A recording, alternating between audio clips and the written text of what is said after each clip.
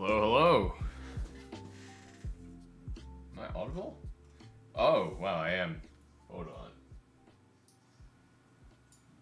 One sec, we're trying a slightly different audio setup, so if that sounds slightly different, well, not only is the mic slightly different, but also the way that everything is routed in my system is a little bit different too.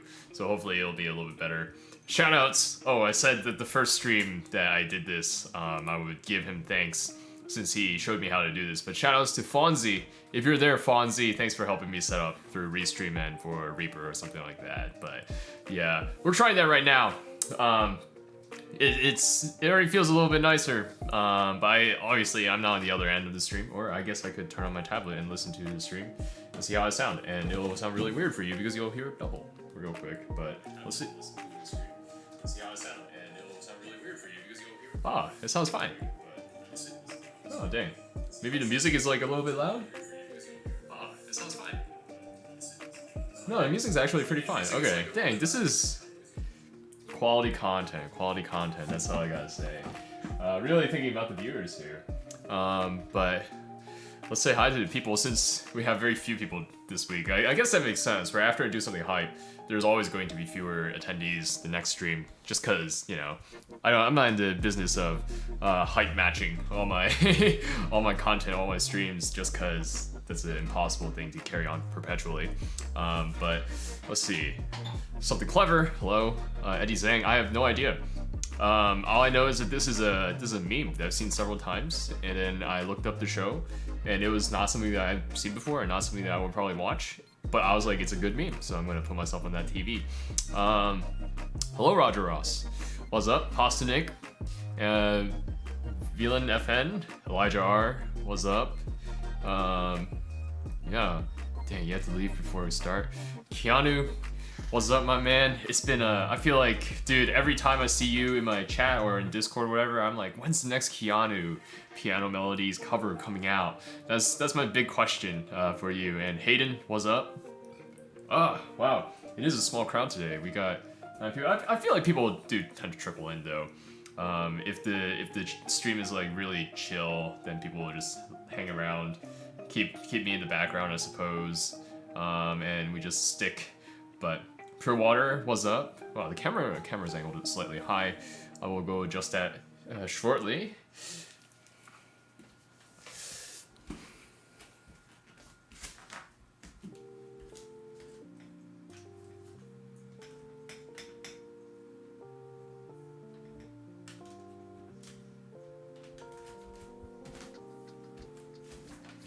So yeah, now that it's summer, like this time streaming, or like even recording these past few days, now that it's like again 80 some degrees, so 25 30 degrees centigrade, I like my room, every time I turn on that light, becomes a veritable rice cooker. That's actually, I think, one of the translations in the Dragon Ball manga, when Pilaf traps Goku, Bulma, and Yamcha, and was it Puara and Oolong in his thing before Goku goes Great Ape, turns into Great Ape after he sees the moon. He's like, this cell turns into a veritable rice cooker in the middle of the day because they're in the desert. And I'm like, but this stream will probably be 2 to 3 hours long, something clever, but we'll see how I'm feeling. I am tired, right? So today I spent like 4 or 5 hours doing video content, so I'm a little bit fried. My brain is a little bit gone, but that's why we're using a ring light, TLDR, why the lighting's a little bit off, why you see this setup back here and not visible, because that's where it's usually at, like here. It's because, you know, I don't want to roast, and I can't exactly turn on my fan super high or my window AC unit, because then it would be picked up on the mic and it would sound really annoying for you. So I'm looking out for you guys. We're looking to create an entertaining environment.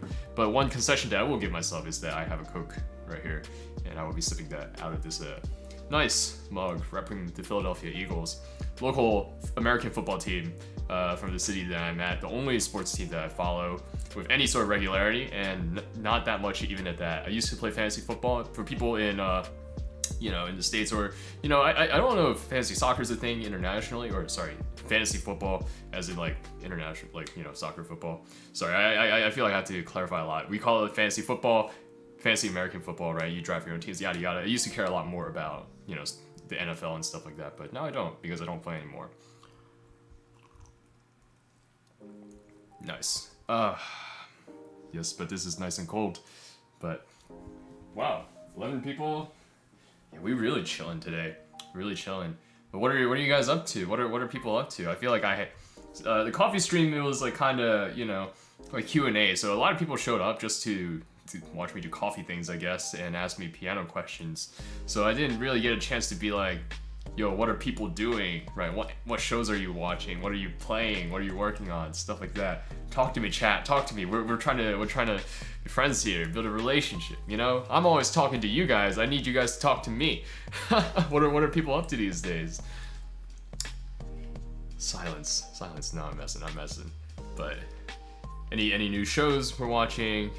Any new pieces we're working on? Sleeping, finishing up school. Nice, Pasnik. JJK, I'm going to assume that's Jujutsu Kaisen, and you're talking about the manga and not the anime, because the anime I think is on hiatus after the first season. I'm not following the manga, but I hear the manga is good. But I also heard that the mangaka is taking a break, so I don't know if I'll read the JJK Jujutsu Kaisen manga since the anime is so good. But Roger R. Work. Mid-Kimura arc, Hunter x Hunter. Yeah. So I still haven't seen Hunter x Hunter. Much to, I suppose, some people's chagrin. But hopefully I will get to that soon. I haven't really, I have felt the, anime itch, but, I haven't felt it so incessantly that I want to binge, right? Because I'm at a point where I know if I, get into any sort of rabbit hole, then that's, weeks gone out of my summer, and I can't afford that right now, with the YouTube grind. So, just went all out for you can eat sushi. Dang. All you can eat sushi. I wish. Dude, I haven't sushi in so long. Bro, I miss my sushi. So yeah, see you something clever. Hopefully you'll be back. We're now working on Piano Minya's Hamura. I haven't listened to his Hamura, but then again, as some of you may know who frequent the stream and have asked this before, I don't really listen to Piano Minion either. So I can only assume that it's very technical, because that's literally all his thumbnails. Insane, most insane Hamura cover, most advanced Hamura cover, something like that probably. But anyways, Fire Force season 2. I haven't seen Fire Force. I heard it was kind of wrote shonen. And first 10 volumes of Quintessential Quintuplets. Yeah, dang. Quintessential Quintuplets, I think, is the next show that I'm gonna watch. So hopefully it's good. But whoa. Just finished Angel Beats? Shoot, Angel Beats. Did you like Angel Beats, Keanu? I don't know. I feel like I have hot takes for everything. I guess not liking SAO is not a hot take, but I didn't like Angel Beats. And I know a lot of people this season really enjoy Higehiro, but for me, Higehiro is one of the biggest letdowns of all time. So I don't know. Did I just take shots? Did I just say something offensive to people? It was pretty interesting for you, Keanu. That's fine. Yeah. No judgment. I'm just gonna disagree. No, I'm kidding. I can see why people would enjoy Angel Beats, but personally, I found the storytelling very uncompelling, because it was them, when I went into it after I think last year after watching Your Lie in April, and then a few others, right? So I then watched Kaguya-sama, Konosuba, whatever, and then I was like, okay. It's time to watch something sad again. And so I was like, oh, Angel Beats is sad. And then I thought it was awful. Maybe not awful, but kind of bad. The ending scene was quite beautiful. I agree that the ending scene, so this is why Angel Beats infuriates me so much, is because the ending was one of the greatest endings that I ever seen. It would have been one of the greatest endings that I ever seen had there been an entire season that built up into that. And had there been a season that actually logically led to that, instead of literally every episode being hey, I'm gonna serve up a platter of tears on you and hope that you cry, and I felt like that was uncompelling. But perhaps I am oversimplifying a little bit, right?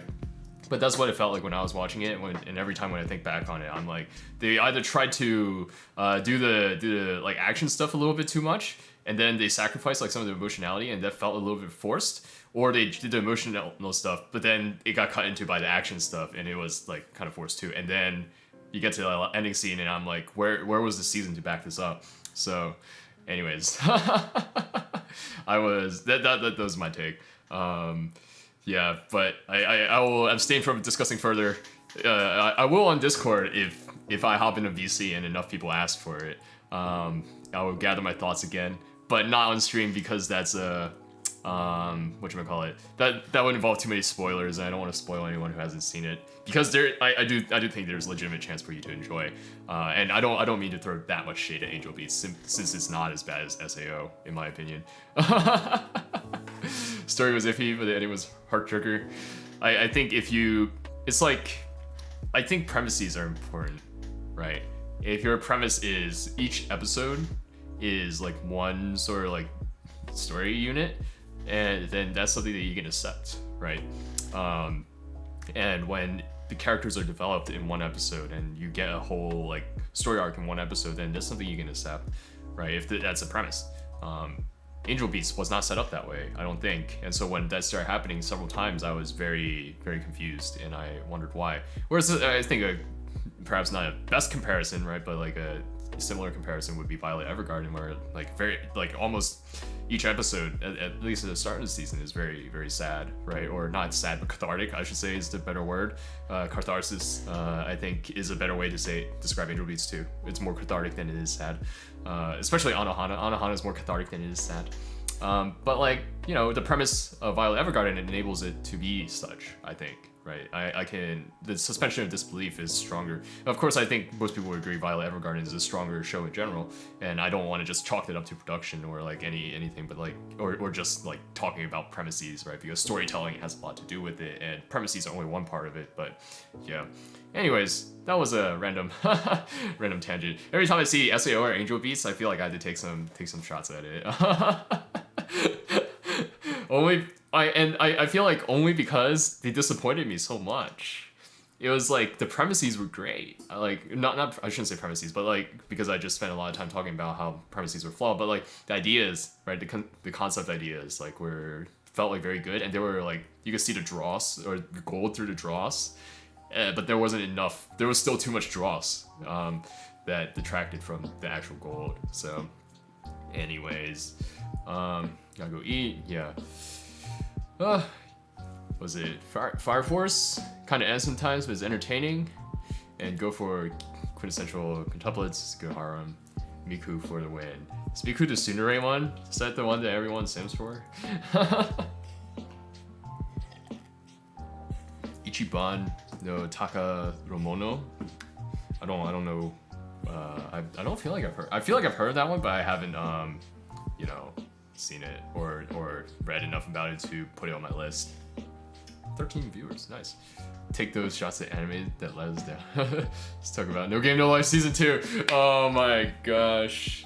Where's No Game No Life Season 2? Where's Spice and Wolf Season 3? If you were in anime in one smaller Discord server, I spent like half an hour ranting about how Spice and Wolf ended, and how it didn't make sense.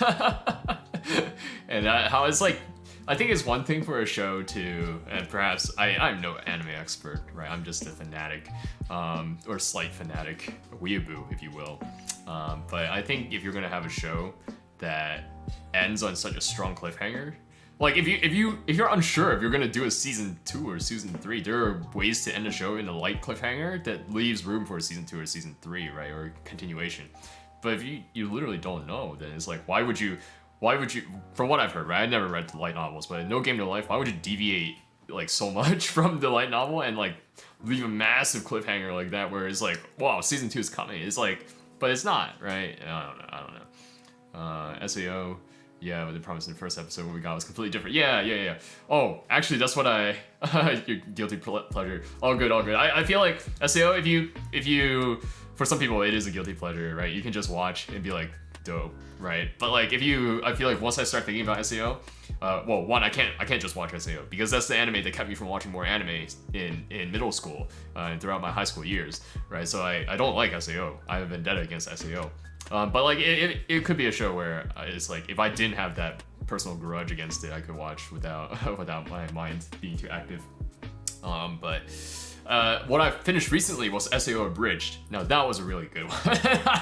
If you have not seen SAO Abridged, I think you should watch SAO Abridged, and I think you will have a good time because not only do the characters actually have character, and there's actually development, character development, and there's actually continuity between the episodes, and Kirito it makes a lot more sense, and it's overall a better story while being much more funny. I don't know, even the OP was better. Not the song, but like the opening sequence.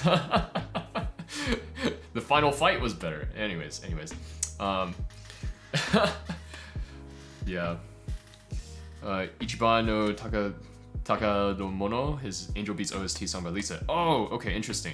I feel like I listened to Angel Beats OP and then the ED, and what was it, my Soul My Beats or whatever, and stuff like that. And I know a lot of people really like it, but I personally was just like, it's okay, right? And so I didn't. It's not on my playlist. It's not something that I listen to a lot.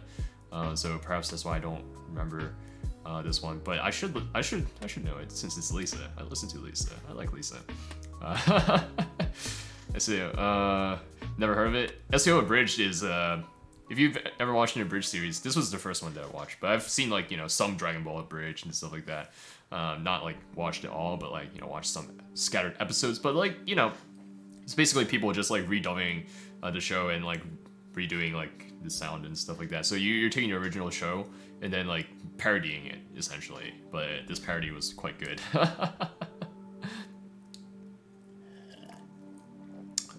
Spice and Wolf novels are amazing. Generally, animes are just ads for the original work. I know most animes or shows are like for things that are like licensed for something like that are ads for the original works.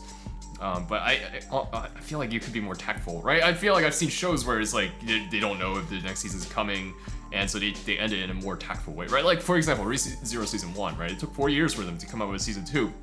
But like where season 1 ended, I don't think they even got licensed or like re-licensed for another season yet, right? And so where they ended, unless the director's cut shows that they intended to end somewhere different. I don't know. But where Re:Zero season 1 ended, it was fine, right? Like there's enough cliffhanger because you're like the overall political climate and like everything that's going on is still like up in the air and you have no idea what's going on. But like there was enough conclusiveness that you're like, oh, yeah, this is like if Re:Zero doesn't come out for a few years, well, that's a huge bummer. But I don't feel like angry that it is not coming out. But anyways. Yeah, and I'm on Spice and Wolf Volume 11. I honestly have not sat down and read in a long time, but I should. I'm halfway through the Eve story, if you know what I'm talking about. But yeah, how many SAOs are there? Too many. Abridged is quite funny. Yes. Wow, there's a lot of SAOs. Wait, there's an SAO movie? What the heck? OVAs these days, man. I'm telling you, it's crazy. But anyways, wow, 15 people watching me sip Coke and talk about I suppose anime and perhaps some piano if people ever ask questions about piano. I read Record of Ragnarok. No, I've not. I don't think I've even heard of it. Whoa, milkshake. Arigatou gozaimasu. Thank you. Well, we got the milkshake. Catch the Moment. I love Catch the Moment. Great song. Wow, now I have a Coke and a milkshake. What the heck? So apparently, so if you guys don't remember, one of the hidden sub goals before the Unravel tier list was free the doppelganger. So after freeing the doppelganger, he went and I freed him today, and I suppose that's why he went and got me a milkshake in gratitude. So yeah. But hopefully one day he will stream soon. He will stream soon for like an hour. I don't know what he wants to do, but it will probably be unlisted because he probably wants to play video games or something because he hasn't played since being locked in the basement. But yeah, we'll see what happens. But it will most likely be unlisted. I will announce it like perhaps a few days before, but you know, you will hopefully be able to catch it. Yes, Chick-fil-A milkshake do be bussin'. I'm gonna finish this Coke first just so that it doesn't get, excuse me, a little bit too warm and uncarbonated. Or I'm gonna take a few more sips and then we'll get to work on the milkshake. But it's perfect drink combo for listening to my old recitals.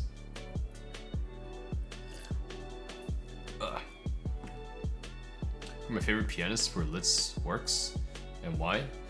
Do I listen to one specific pianist for Liszt's works? I feel like I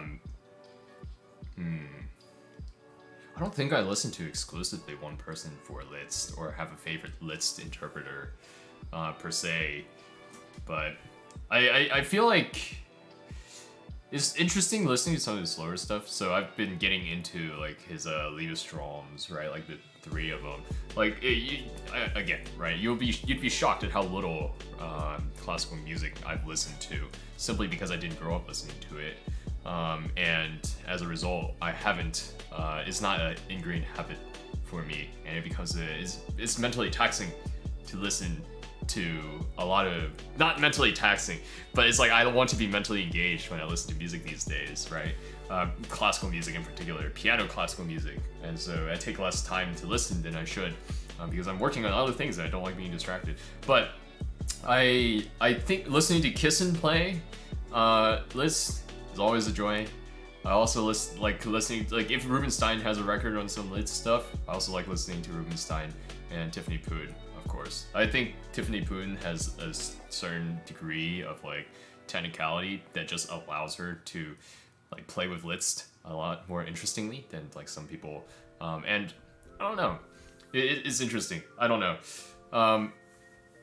Yeah. Also, yeah, I'll just leave it at that. And more personal thoughts perhaps on Discord, just because I don't want to say anything that's like too far. Like too interpretive, right, on my end about someone's playing or conjecture too hard, simply because if I conjecture incorrectly, then this is on YouTube and everyone's gonna be like, what are you talking about? So, anyways, is 16 too late to become a classical pianist? No, it's not. It's never too late to pick up something new. Oh, it's vanilla. I typically get chocolate milkshakes, but I suppose I didn't specify, but that's okay. You can start whenever.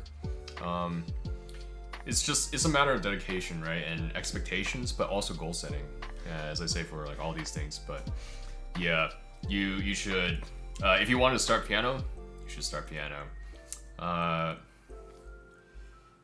Kind of have a question: is it better to get a piano if you want to learn about music theory?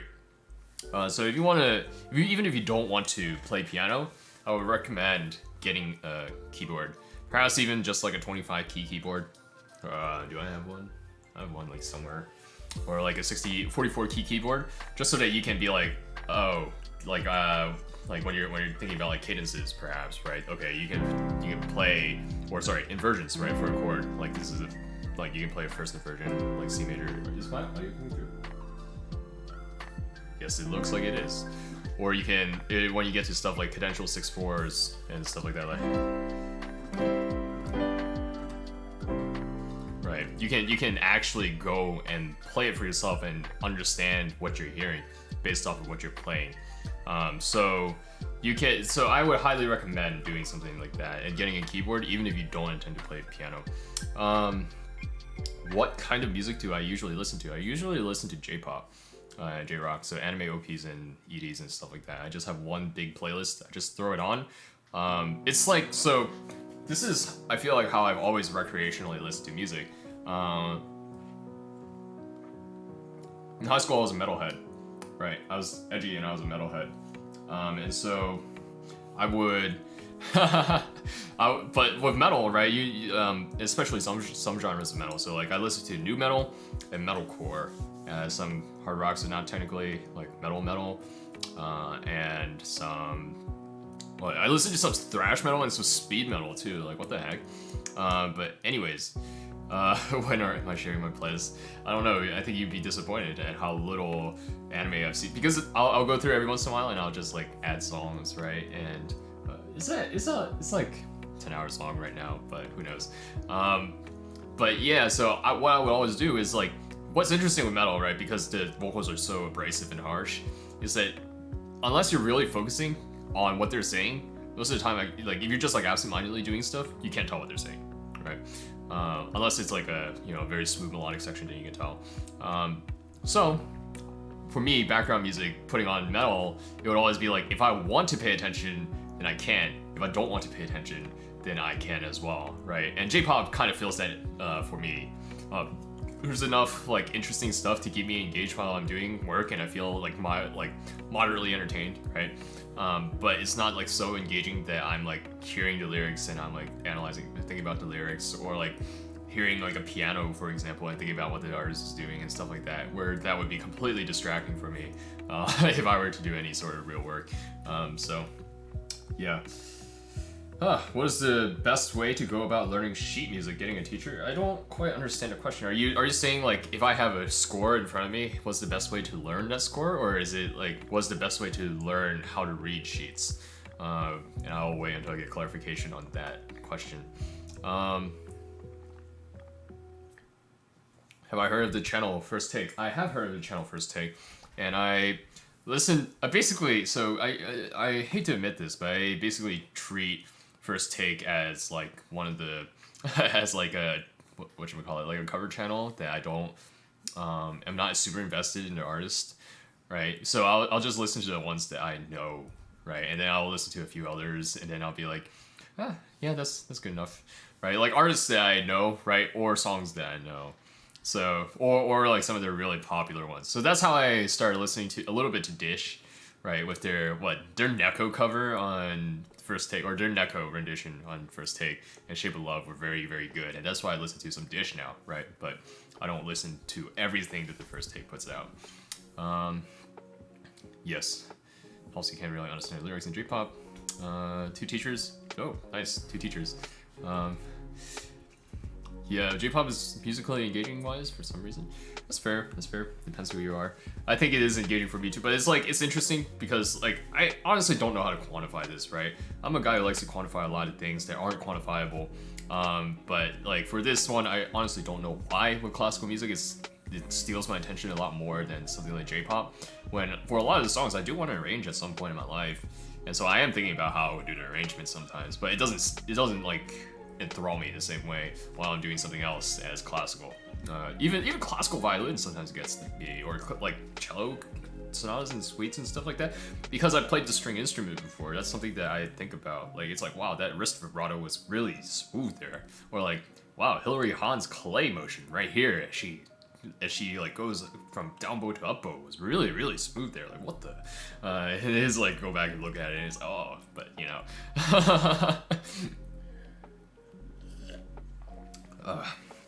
How to read sheet music. I think how to read sheet music is just a matter of practice, right? I think, well, I mean, someday maybe I'll make a tutorial on how to read sheet music, and I don't know if it would be better than like all the other tutorials out there on YouTube. There is more than enough tutorials on YouTube to teach you how to read notes and how to read a sheet.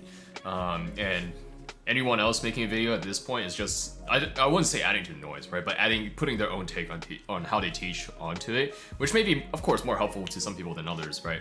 But if you want to just learn, okay, these are notes, these are like note values, right? How long the notes are held for. This is what rhythm is, right? Which is very closely tied to note value. Accidentals, time signature, all these like staves and excuse me. I don't think requires like a teacher in that sense, but a teacher helps with understanding the sheet, right? Interpreting it, getting deeper into the sheet, and understanding what the composer or the original artist is trying to say. So if you want to learn just how to read a sheet, and you're completely new to music, right? You can do that, right? Do that on your own. Learning how to read sheets fast, learning how to read sheets more fluently, that's just all practice, right? And a teacher is going to be able, perhaps working one-on-one with people, right? So this is the thing with university, right? If you go to university, at least for a lot of intro courses, you can learn most of that information online. But it's different if you have a good professor who's literally like every lecture, like answering your questions. You have office hours that you can show up to. You have TAs that you can go to, right, for assistance. And the homeworks when you're solving problems, right? You can communicate with the professor. Professor cares. Like it's a different educational experience, right? And perhaps some people need that for learning how to read notes and read sheets as well. But I guess my concluding statement is if that's how you need to learn, or that's how you learn best, then therefore consider a teacher. If you just want to read sheets and you don't want to get a teacher, then that's totally doable, right? In today's day and age, just be sure that you practice a lot, right? Teachers also help keep us accountable, right? If we don't want to practice, because you have to show up and show them what you did. But if you want to understand music better and get more into like reading sheets beyond just the sheet, right? It's almost like reading a book like Lord of the Rings or Jane Eyre, and you can get it for just the plot, or you can get it for something that's like the meaning behind it. And for most people, you don't grow up just understanding just like the deeper meaning to something like 1984 or like Brave New World. You need someone to kind of teach you and show you that there's more meaning to it, right? And how to figure that out. And so the same thing with sheets, I would say.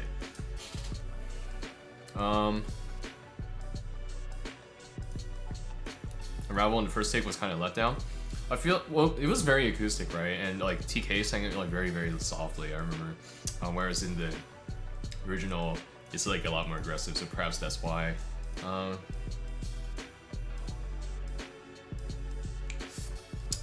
Two different teachers for two different styles. So actually, I think I answered this question on my Discord post-performance voice chat last week, where somebody asked if it's a good idea to get many ideas. And I think that for me personally, right, my take would be, if you're studying under a teacher, it's one thing to get ideas when you're done with a piece. It's one thing to like have I don't even want to say have all the notes, but have like a solid grasp of a certain piece that you're playing, and then get ideas from others so that you can incorporate that into your playing, right? That's one thing when we're talking about like getting ideas and stuff like that, right? But when you're learning a piece and getting multiple input, then that's just confusing, and you can't like you become mediocre at two things, right? You can't ever double down on one thing. And so I think, you know, there's a reason why the master and apprentice model has worked for many generations, centuries, thousands of years, right? I'm not saying that you're an apprentice to your teacher, or that you are going to be for the rest of your life, because you will change teachers probably at some point. But I think it's yeah, I would advise against it. That's why masterclasses are a thing. That's why masterclasses are a thing. Any tip to learn a song's melody by ear? I learned a song a long time ago. There's not a single piano sheet of it. Also not a single piano cover of it that can help you. Well, Diego, learning stuff by ear is very easy if you have perfect pitch. I'm assuming that you don't have perfect pitch, which is why you're asking. And I will happily inform you that I too do not have perfect pitch. But I have pretty good pitch memorization simply because I've been playing an instrument for so long. And at one point in my life, I also had to remember what pitches sounded like because I was playing the violin. Excuse me. So, what I would say is, if you really want to, okay, so the goal, right? I think goal setting here is the key, right? And I might be overcomplicating, but please bear with me. So if your goal is to be able to play by ear, and develop your ability to play by ear and move forward with playing by ear, now I would strongly, as I have in previous streams, suggest moving do solfeggio, learning how to sing like do, re, mi, fa, sol, la, ti, do, not just starting from middle C, but starting on like different keys too, like so do, re, mi, fa, sol, la, ti, do, and do, there's an A, do, re, mi, fa, sol, la, ti, do, right? And do it in minor, do, re, mi, fa, sol, la, ti, do, right? And understand like those like keys and stuff like that, and feel like the difference in the intervals. And then from that, all you have to do, once you have a solid grasp of what like a, you know, do, re, major second, do, mi, major third, mi, do, major third, right? Like stuff like that. Doing those sorts of exercises. Once you are able to comfortably identify the intervals, then you can find the first note of the melody and then figure out the intervals between the rest of them and figure out the melody that way. For chord progressions, I feel like it's more of a feel sort of thing, right? So when I hear, right, that when I like just hear that, and please bear in mind, I'm not an expert at this at the moment either, right? I'm not very good at this, but I feel like, okay, there's something that's being resolved, right? And then I go into my toolbox or my headspace of like, okay, what sort of cadences do I remember have this sort of feeling? And now I'm like, okay, CAD 6/4 into 5 into 1, right? And that's, oh, it's an authentic cadence, right? And there it is, right? So it's like something like that. So anyways, I would recommend doing that sort of thing. If you are just looking to learn it for this one song or this one piece, then perhaps it would just be easier to just sit down at a keyboard and just finable until you get it correct, right? And that's why it's a goal setting, right? Hopefully that's somewhat helpful to think about. How long did it take for me to learn the ballad? How old am I? 7 years. You never finished learning the ballad. Is it 7 years? Yeah, it's 7 years. Wow. So, yeah. Anyways. Ballad is tough. Your dream has been crushed. Well, it's one thing to learn notes, it's another to learn an interpretation. So, I mean, I can play the ballad now in a way that's satisfying to me. I would say that took 7 years, right? I could say that it took me less than a year to learn all the notes, but what does that have to do with anything if I can't play it well? So, you know, if I can play, sure, like. I feel like half the people just want to hear the coda, right? Sure, I could do that, right? Like, like 9 months after I started playing it, but it didn't mean anything to me, right? Sorry, I feel like I'm being a little bit cryptic with this response simply because I've answered this several times on stream before, and we even watched several of my old recordings on me playing the ballad before, so I think it's one of the previous. It's the last stream where I said reviewing my old videos. Someone was kind enough. I think Claudio M was kind enough to timestamp when I watched the videos. So I watched my first performance of the ballad, and I watched my second performance of the ballad, which was much better, right? So the first one was given when I was in 8th grade. The second one was given when I was in 9th grade, and then we watched the one that I put out this past was it April, that I recorded in November. And then last week, if you're on the stream, I played it again. So, anyways, since I've been playing for over 18 years, or around 18 years. So, it's been a hot sec. Yeah, honestly, I'm just saying, like, you know, again, like, this music thing is really a work of practice, and the only reason I am at the level that I am now perhaps I wasn't even the most inundated with music at home. We didn't listen to that much music, right? If we listened to music, it was like 60s, 70s, like 80s canto pop, from people that, like, if I said the names of, like, my friends the people from Hong Kong in my Discord will call me a boomer for saying it. I'm like, wow, these are literally the CDs my parents listen to. Like, what are you talking about? You know? So it's like, you know, that was the music that I grew up listening to, and then classical when I played it, right? So it's like, it's interesting, right? But being around it for so long, thinking about it for so long, and then like learning it for so long is, I suppose, what enables me to play the way that I do today. So just keep at it, friends. Keep at it, and you too can get good at music. Yeah. Yeah. So. Hello, Fruit. What's up? Anyways, 17 viewers. I feel like the discussion is dying down a little bit. Good night. This time you didn't practice for almost a year. You relearned a lot of stuff. Yeah. taking breaks is okay, I think. Honestly, I feel like I'm playing better than I have ever in my life. But this is after a 1.5 break. So I've been back to playing piano for like a year and a month now. Since my hiatus, which was a 1.5 years long. And I am currently playing better than I feel like I ever have in my life. So, yeah. Yeah, you found the chords in some websites, but learning the melody. Yeah, learning the melody, again, if this is like long-term stuff, then I suggest ear training. If it's not long-term stuff, then just finagle on a keyboard until it sounds right. Right, like, find the first, like, typically the melody will fall in the chords. So like if there's a G major chord, typically your notes will be B, D, or G somewhere. And they'll move around those, right? And then onto like something else, right?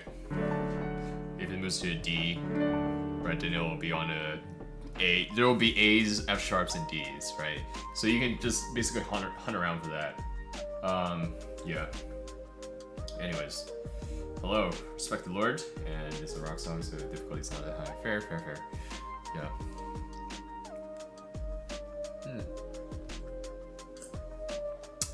Finish that. Nice. I'm drinking lots of sugar today, but also because I've been sweating buckets.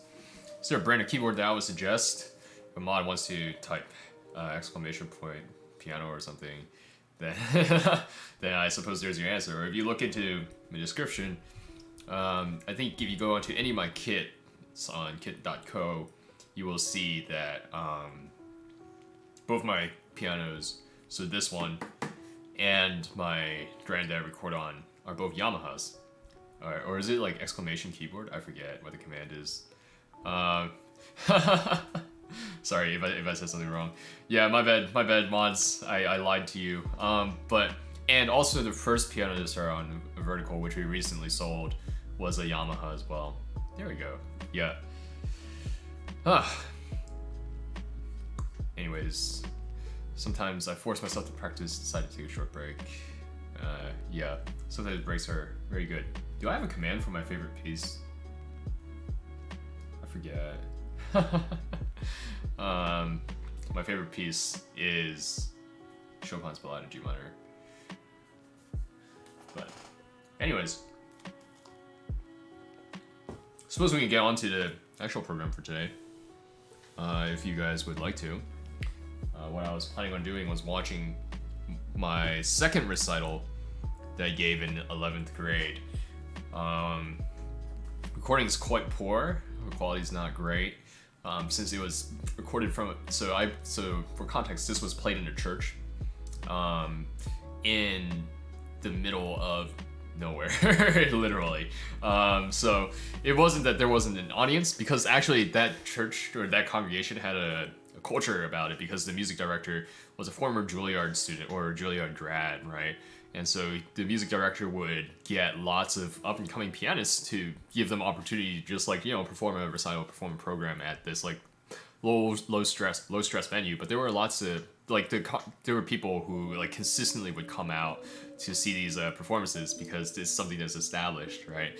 And so I was 16 at the time when I gave this recital, and it was pretty cool. It was pretty interesting. It was the second time I played the program, and so I played the program the week before for like the studio family, right? So my piano teacher invited a bunch of her students out to a little, you know, piano showroom, and then I basically performed the whole program for like, you know, 20-ish people.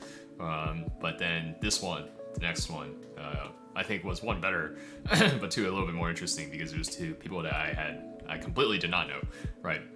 Before it was like I'd seen the people around perhaps, and so I don't know if it was like less stress, but like, you know, this was different. First time playing like that. Anyways, hello Kara Hardy. Thanks for the congratulations, but allow me to pull it up and see. Hopping on YouTube.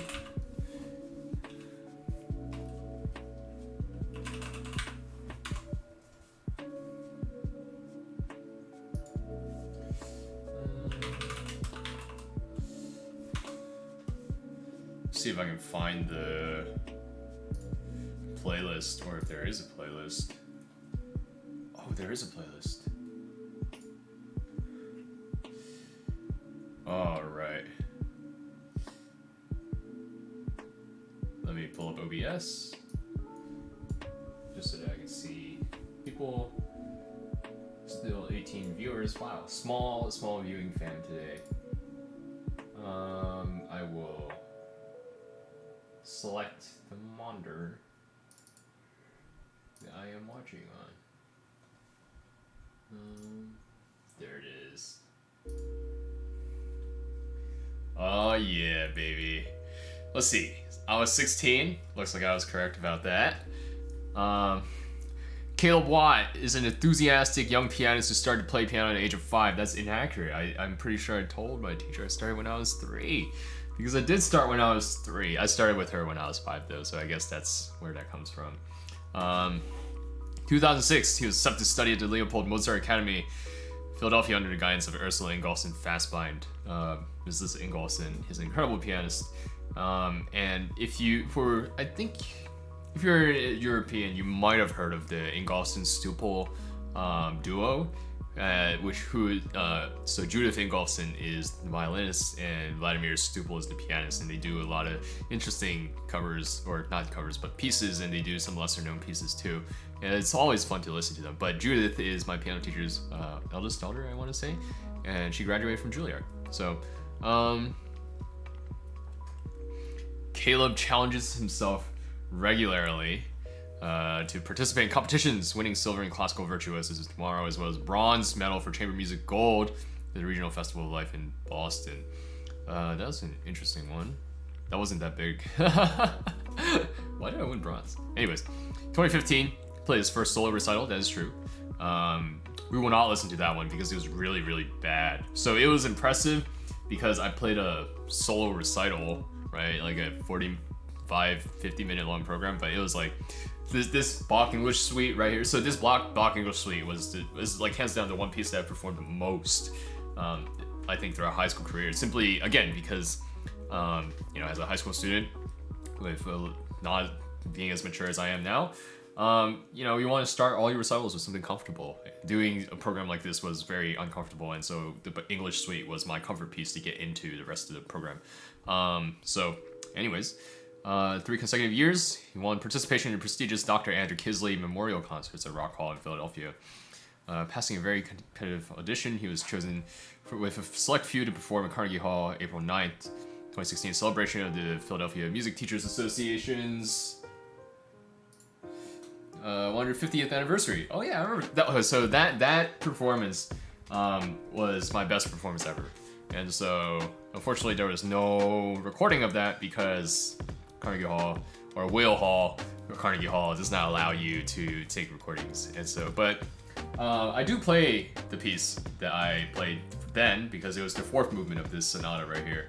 So, Caleb has been playing violin for 7 years. I think I stopped playing violin by then. Oh, Caleb is engaged in volunteering through his church, sharing his talent by playing the piano for children's musical band and youth group. That is true. I did not play for youth group though.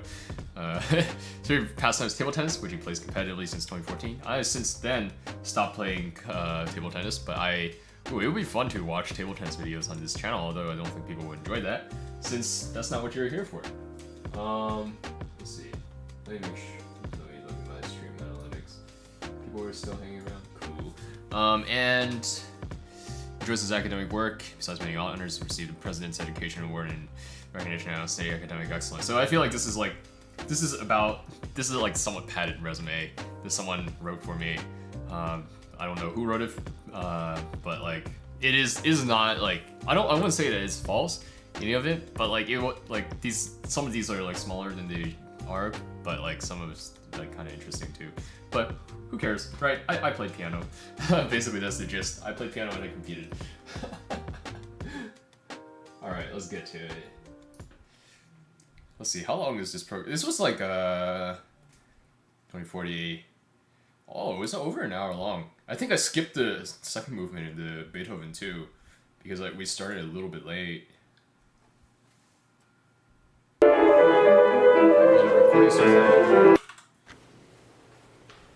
Oh wow, am I gonna get comments blaming me for how I play Bach? Have I ever attempted Winter Winds? I mean, I've read it, but I have no desire to work on it.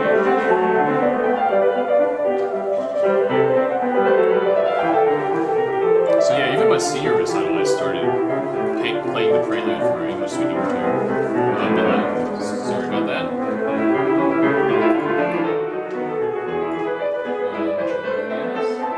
Still a bit loud.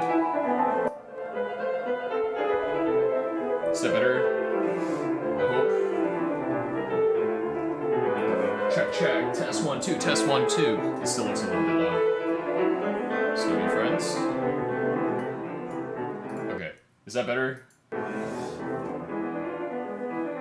Somebody give me confirmation. Okay, once you gave me confirmation, this is a little bit better. This is going to be something that I look back on, and again, I'm going to be like, why didn't I get fixed? But anyways, let's start over. But I honestly forget. I haven't listened to this in a long time, because I don't. I don't want to say I don't like listening to my old stuff, but like at the same time, it's like I don't have reason to, so I don't. So let's see how I did. Let's see how I did. Ooh.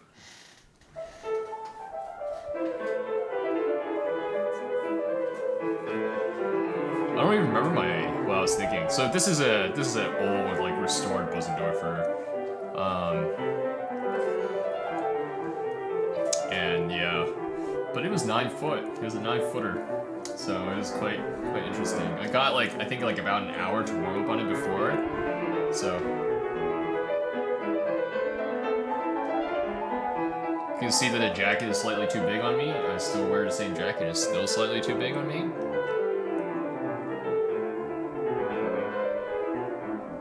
Oh, I loved it. That's like my favorite one of my favorite left hand motifs to like bring out in contrast to like the main melody or like the runs in the right hand. You can see, oh my gosh, this is one of my habits, the head tilt. You know, like tip for close listening, because I'm getting more delicate, right?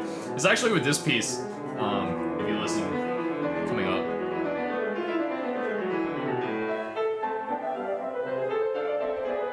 So yeah, it's barely perceptible, but right, like these are held slightly longer than they were for.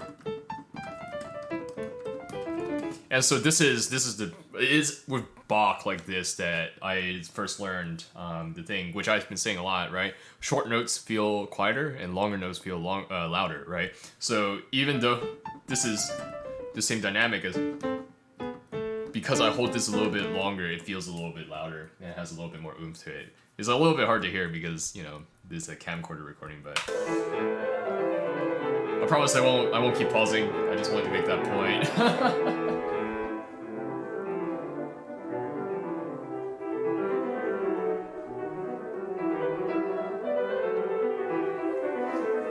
So I feel like with my Bach back in the day, it's like I didn't terrace the dynamics like incredibly hard, right? Like I think the terraces were there, but I still had enough freedom to move slightly between the terraces, which is why you like there's still direction to the playing. Not that people who don't do that don't have direction, but it's like a little bit different, right? And almost hear the as like, you know, almost like string-ish, right? Or like flutish, not flutish, but like a reed.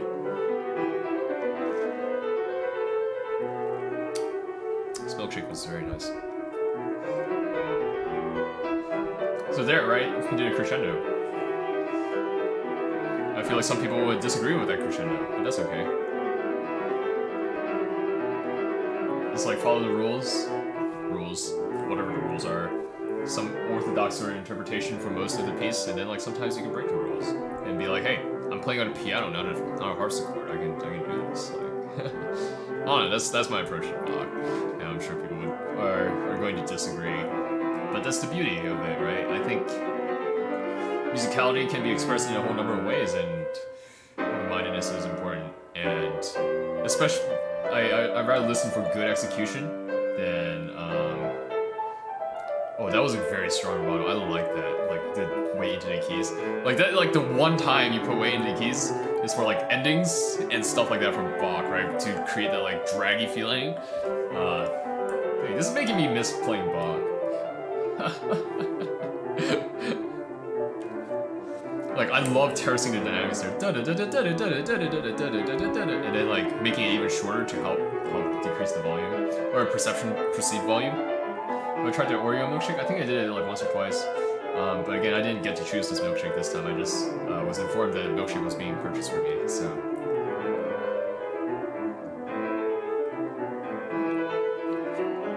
The E's are coming out a little bit harsh, but that's okay. Because the right hand is going and then da-da-da-dum, da-da-da-dum. Right, I wanted to hear that. The head tone again. If you didn't see the, whatchamacallit, the Discord video, the unlisted one, post-performance last week, you'll know that, if you did see it, you'll know that my tendency is to turn my head to the left when I'm playing, because I look away from the audience, and it also puts my ear closer to the keys. And there was a little bit, like, heavy balancing, right? And there's the weight. So I think it's written with just A's, but my teacher wrote it in the full chord, and I'm like, yeah, the full chord feels a little bit more authoritative. Oh, the Allemande. I forget if this was the hardest piece for it. No. I feel like I understood this piece pretty well. Or like the phrasing wasn't too difficult. I also forget what I was thinking. It was probably something like, wow, we made it through the first piece and we did well. Oh yeah, there was the whole venue. I don't know why we suddenly zoomed out, but like, okay.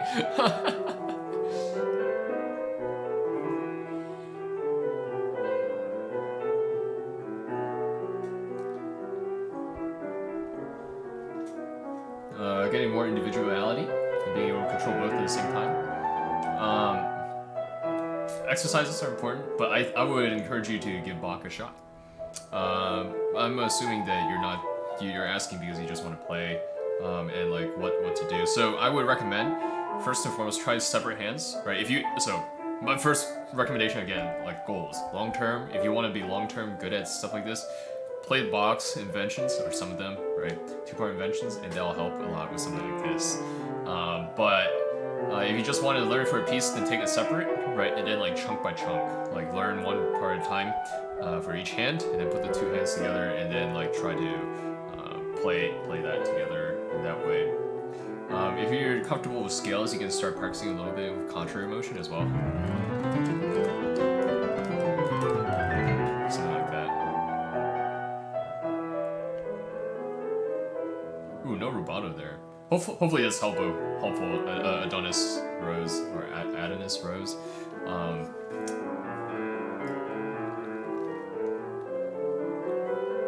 Yeah. Also apologize for not being able to give a more concrete answer because I'm not in a very thinking, like, cerebral headspace at the moment. Listening to my own playing from like 5 years ago. Like, what the heck? Oh, I love this. It's like, like this is like a section that I think I allowed myself to get slightly more romantic with.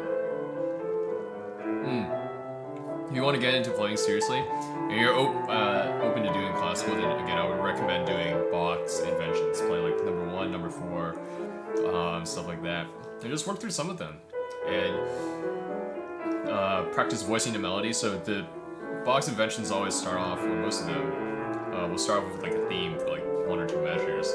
And so when it shows up in the left hand, then you want to work on making the left hand like louder than the right. So you want to bring the right hand down in a layer so that the left hand can come up, and you want to switch those layers.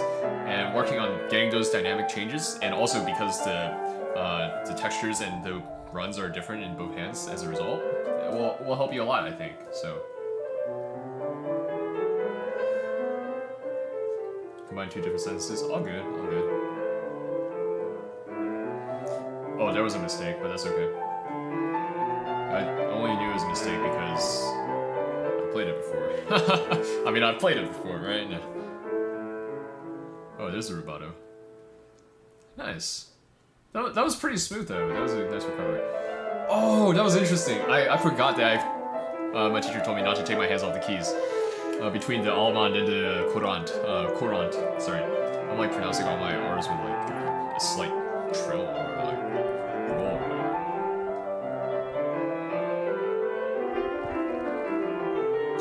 So courants are like a running dance, right?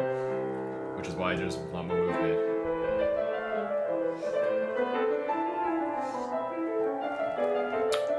So part of musicality for this one was trying to figure out how to get that sort of dancey feel.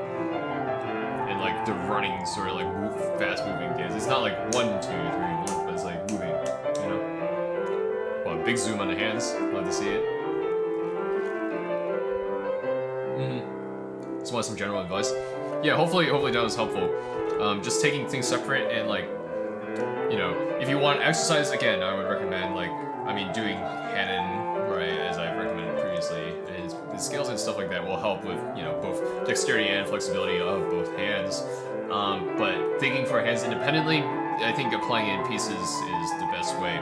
Most beginner pieces will have the melody in the right hand, right? Which then will encourage stronger right hand formation, right? But Bach, again, because he moves the melody between the two hands, right? Two voices, left and right hand, it helps with, it forces you, right, to have to play better with, the left hand. Is this Bach? Hello, Shane. Yes, it is Bach. It is my second recital in 11th grade, and I'm playing Bach's English Suite No. 2 in A minor. It is the courant, so the third movement. And now we're going to the saraband, which was the hardest for me to interpret because it's slow and it's like it's supposed to be some sort of dance too. Like all the movements in the suite are like taken from like inspired by dances, but like this is like slow. Why is the camera so shaky? What the heck? I don't even know who recorded this, but okay. I think keeping like a steady tempo was also kind of tough with this.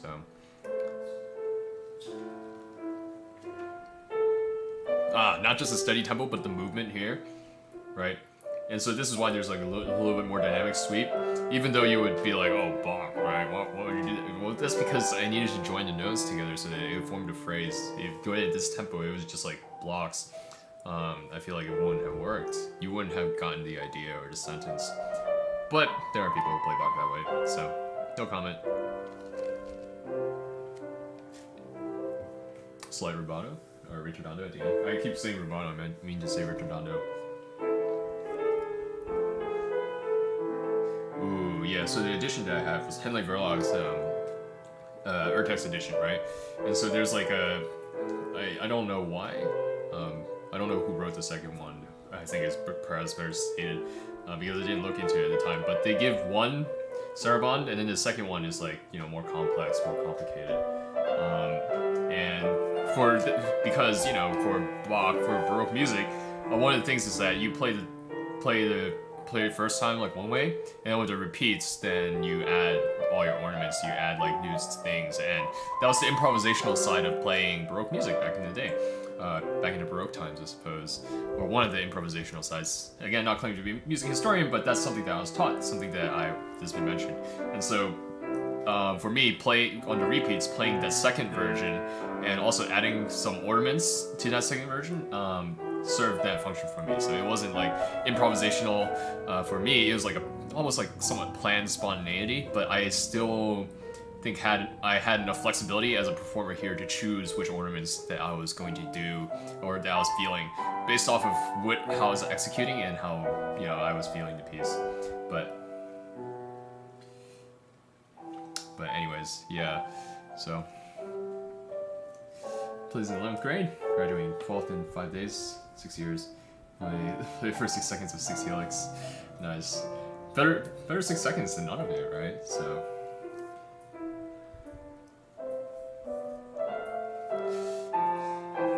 I don't mean to be like, wow, look at me playing this when I was young. It's honestly, like, looking at these is just helping me see where I've come from and, like, how far I've gone and, like, get some, like, old ideas back, right? So, I feel like I am slightly, it's hard, when I'm listening to this, I'm like, I feel like I'm pulling a little, right? Or not pulling, but a little bit slow. Wow, that was a beautiful push. That was really nice. I surprise myself sometimes. Oh my gosh. But yeah. whatchamacallit. Yeah, it's just fun listening to my old stuff since I rarely do that. Hello, Chips. It's a chill stream today. I'm just watching myself play from when I was in 11th grade. I suppose in celebration of the fact that I played a whole recital last week, I am now watching myself play a whole recital 5 years ago. So...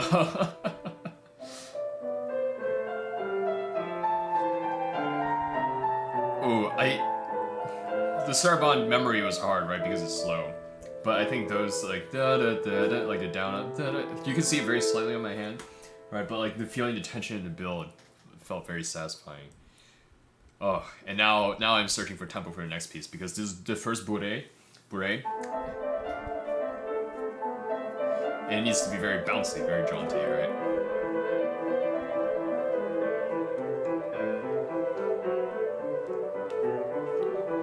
It's like you can all. It's like you can feel the dancing. This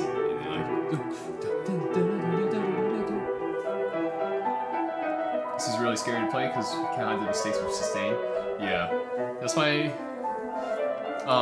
I've had it said to me. So my foot is on the pedal, as you can see, right? Or yeah, my camera's not obfuscating the view. But the pedal is very, very transparent. I suppose, like, you know, if you want to take a very liberal approach to like interpreting Bach, you can add more pedal. But personally, I enjoy playing Bach this way, right? And this is like perhaps kind of orthodox way to interpret Bach, but there's something beautiful to it, right? And I've also heard it said that like Bach is a very good cleanser, right? Like after playing lots of romantic and you're like putting all this body weight into the keys, you're like using all this pedal, so you just gotta come back to Bach and like remember how to play with just your fingers, and it feels like almost like cleansing.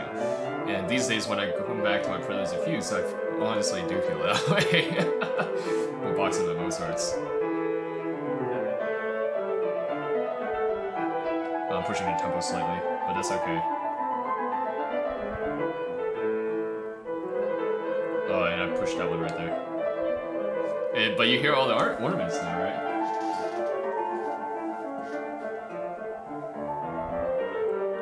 Oh, I love this style.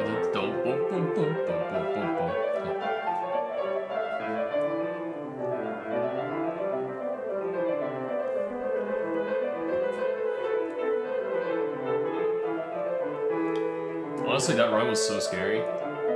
Because I knew like if I messed up one of them, or a single note, it would derail the whole thing. Because that was something I practiced a lot.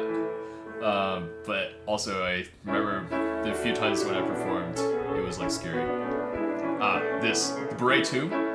So it's kind of like a minuet and trio type of format where you go minuet, then trio, and then you go back to the minuet. So Bourrée 1, then you go straight into Bourrée 2, and then you go back to Bourrée 1 to finish, and you don't take any of the repeats. But the Bourrée 2 is much more, I suppose, handsome, right? It's, in the court, this is one that's, you can even hear it in the way that it's written and the way that I'm playing, right? It's heavier, like the men are dancing, right? Or take a more prominent role in the dance, right? The ballroom dance here. So it's a lot more handsome of a piece.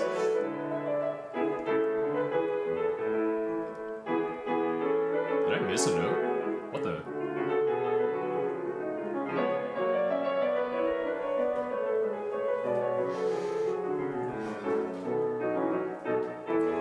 We're gonna dip for now.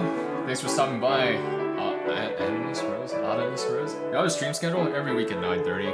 Except for sometimes I do European streams or European friendly streams, so those will be at 4. I'm gonna do another coffee stream that will be at 11 Eastern Daylight Savings Time at the moment. Something Clever is back. I missed you. Did I? I did. But I'm glad you're back, and we were listening to me play Bach's English Suite number 2 in A minor. The tempo is slightly slower. I just flubbed a note, but that's okay. Now I've caught back to the original tempo. Interesting. I just love this. It's like I can play it like I played it like 3 times, right? And I still like it every single time. Those trills felt really satisfying. I remember before going into this section. But they were always scary. Or those trills there too. But it's like scary because if you miss, then it's like burn. this out phonetically. Well, join my Discord and let me know. I suppose in a voice chat or something. See you in the next stream. Yeah, see you. See you, Adonis. Thanks for stopping by. Oh, there's Shig. I suppose its influence comes from the English jig, right? This is written in 6/8. So my first recital when I played this, I played it so fast. It was like, it's one thing you play fast, right, and controlled and like measured and like clear and distinct. But this is, I played my first recital. I played it so fast that it was just like a jumbled mess. I made it through, surprisingly, but this is much more controlled. And so, which one? English Suite number 2, in A minor. I don't know the specific number, like the BWV number, but.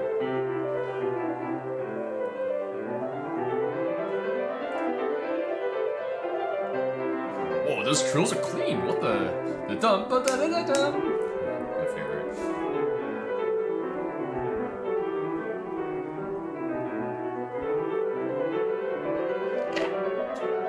What the heck? I was like low-key good at Bach. What happened to me?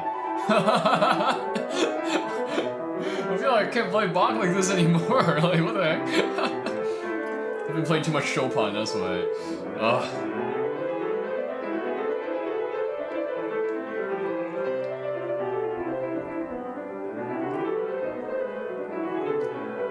Listen to that voicing.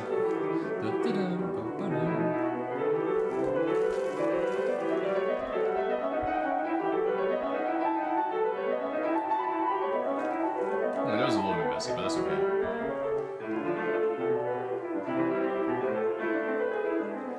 Oh my gosh, the thickness in the left hand. That's what I'm talking about, right? Sometimes like the articulation and texture can separate out the two things, even if they're like competitively vying for the same dynamic or whatever. But simply having different textures draws the ears differently.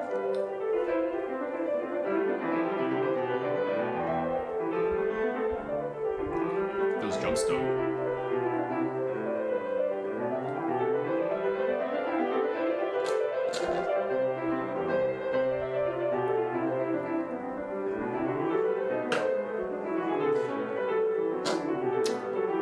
We're almost done the milkshake.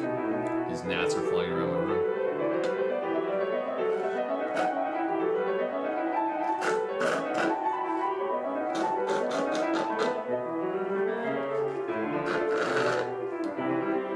Well, that was a little bit aggressive. I don't know if that was a change because it was the last repeat.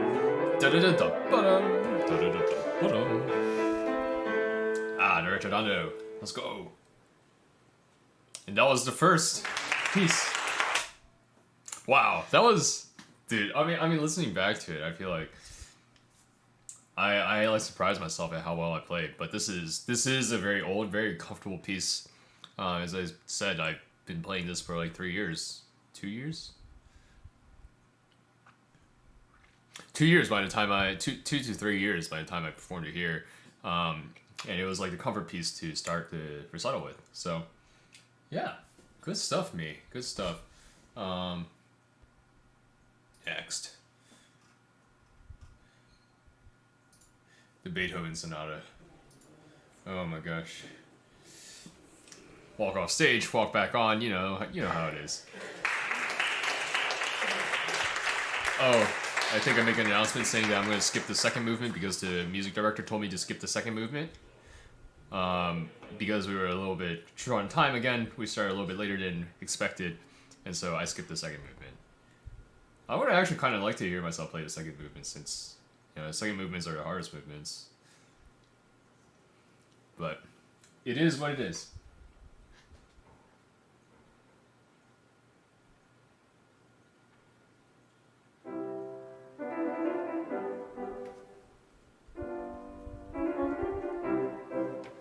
Oh, tempo's nice. I think I'm waffling slightly just because nerves and switching composers. And starting off another big work, right? Like another 20 minutes sonata. Like, holy crap.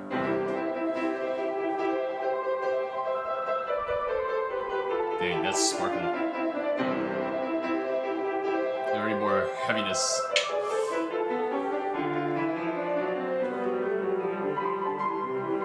What sonata is this? This is Beethoven's sonata, third piano sonata in C major, so Opus 2, number 3. Ooh, that was a flub turn, but that's okay. I remember flubbing that turn a lot.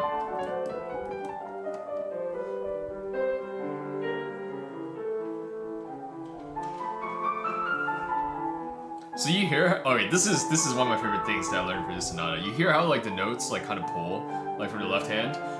But if you watch my foot, I'm actually not pedaling all that much, and that's because I'm dragging my pinky and stuff like that. Do I have a favorite key? No, I don't. I do have a least favorite key, or keys that I don't like. I don't like reading G flat or F sharp major, or D flat major, or B major's okay. I don't know why, but I like B major more than D flat. Basically anything with too many accidentals, it just confuses me. Did I draw the tempo? Yeah, it felt relatively compelling. So this is also a piece where I experimented with the idea of like dropping the tempo by a few clicks, and then coming back up. So like right here, right? If it's done compellingly and executed well, for melodic stuff, you could drop the tempo by like even up to like 5 BPM, right? And it will sound fine. But recovering to the original tempo is, you know, you also have to do that compellingly, and you have to find a good spot to do that.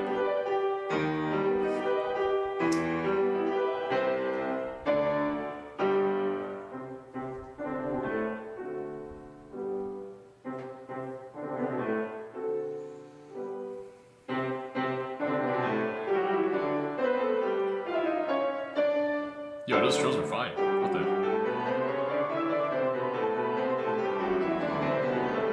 Body weight. Let's go. Do I take the repeat? I do. And it's a little bit slower, so I ended up slowing down a little. Rip. I want to thank you for the how to practice video. It helped you a lot. Well, Victor, I'm glad that it helped you a lot. Hopefully you can continue making better music now, because you now have a better idea of how to practice.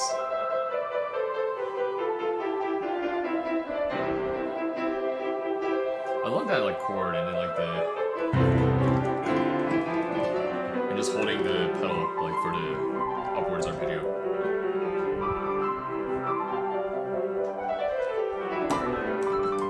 Like sparkles.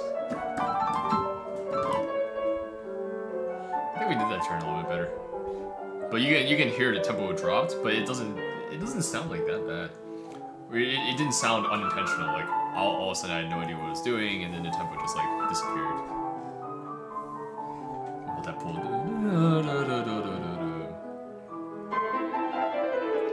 And then we jump back to the original tempo a little bit too quickly, and it sounded a little bit out of place, but that's okay.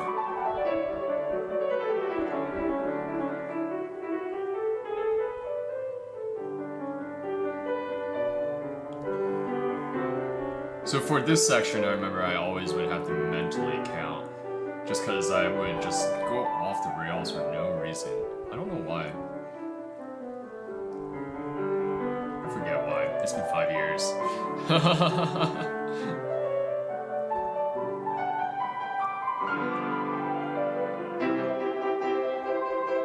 Again, jumping back to the original tempo, perhaps a little bit suddenly, but it's okay. Feeling the squat-sandos on each one of those.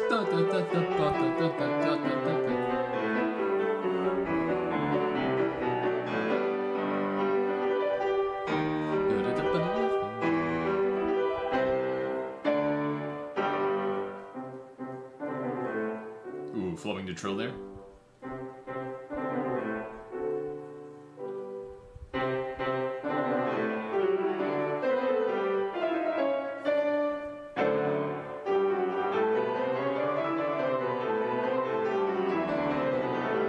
Do I still perform?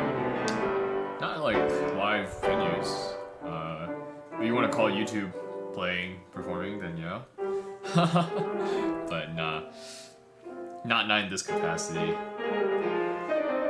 Not only am I not part of a studio right now, neither do I do competitions, nor do I go seek out local venues to see if they'll let me audition to play.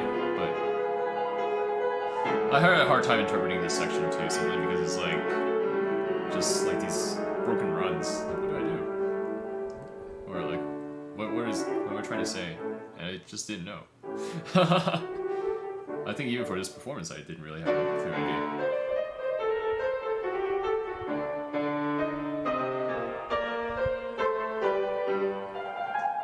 Chad. Thank you. I suppose. Yeah. This section is nice because all the sforzatos and the big octaves makes it feel like very brusque, right? And it's like a very interesting texture. On beat.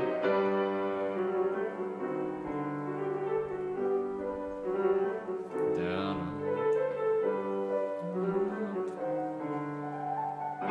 The voices passing between the hands.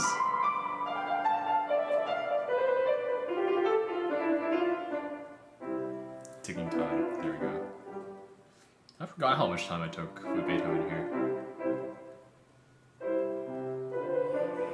Maybe I need to take a little bit more time with my Beethoven these days, because I feel like I don't do those like sort of like ritordandos.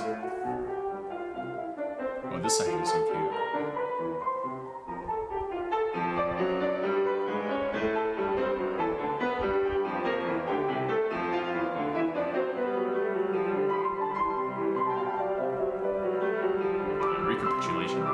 Very nice.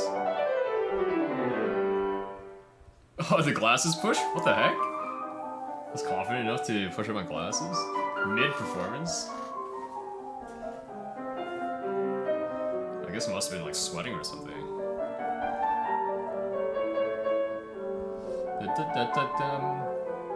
That was always hard to like phrase or figure out. Oh, but it was interesting because it's like one of those things where you could like either like build or like draw, and I think sometimes those were like spontaneous calls on the spot, whether or not I built or dropped. Oh,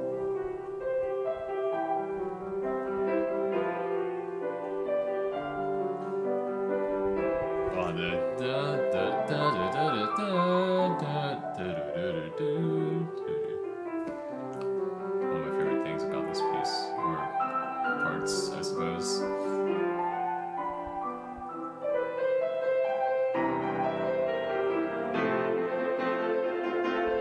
And again, like the sudden jump in tempo, that's fun.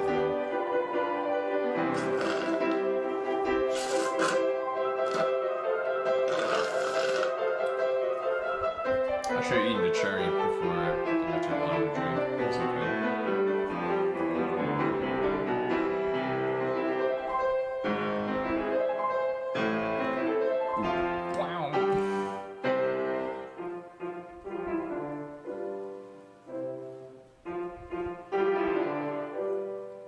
Subito forte, Beethoven master surprises.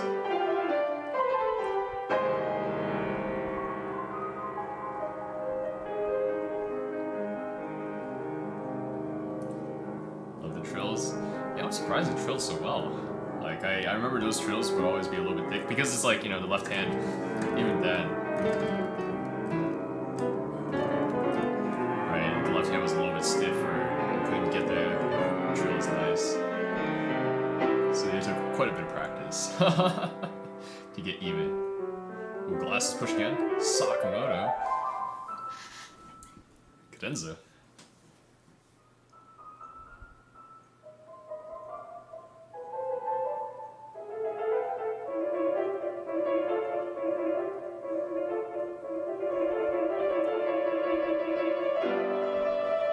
I know that I think at least in one masterclass the guy told me to count out those number of trills, and I don't think I did that here.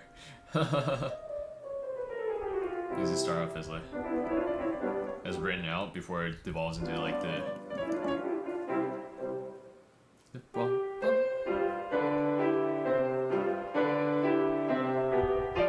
patience? Yeah.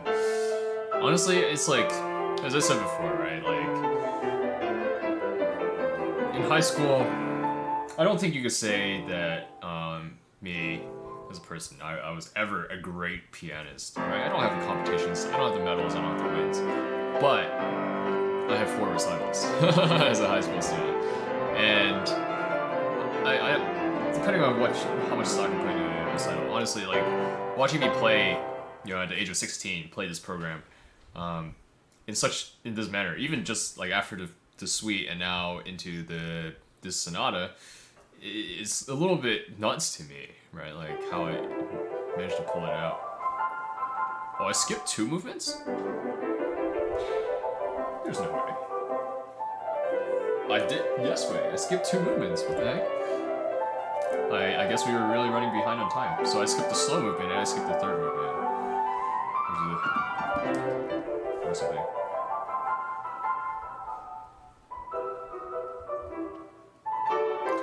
So this movement was the one that I played at Carnegie Hall for the audition. And playing this movement was my best performance ever.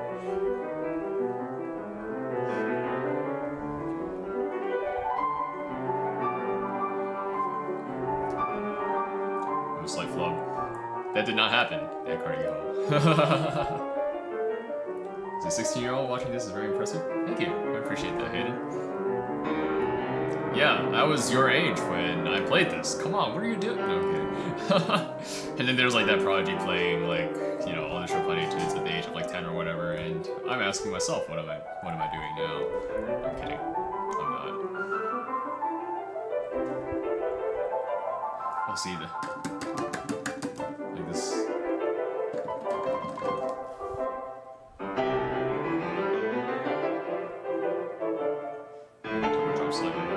Those octaves though, dang! I think at the time I was still 1/5ing everything, which is why you see my hand go in and out on the black keys like so much. But yeah.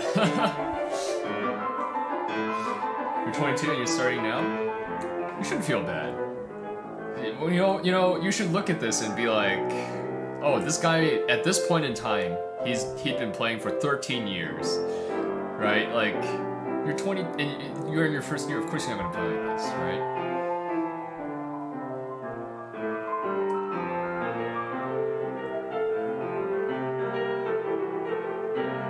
The golden age of Watt, exactly. I peaked. This is when I peaked as a pianist and as a performer. These days, what am I doing? I'm just playing like,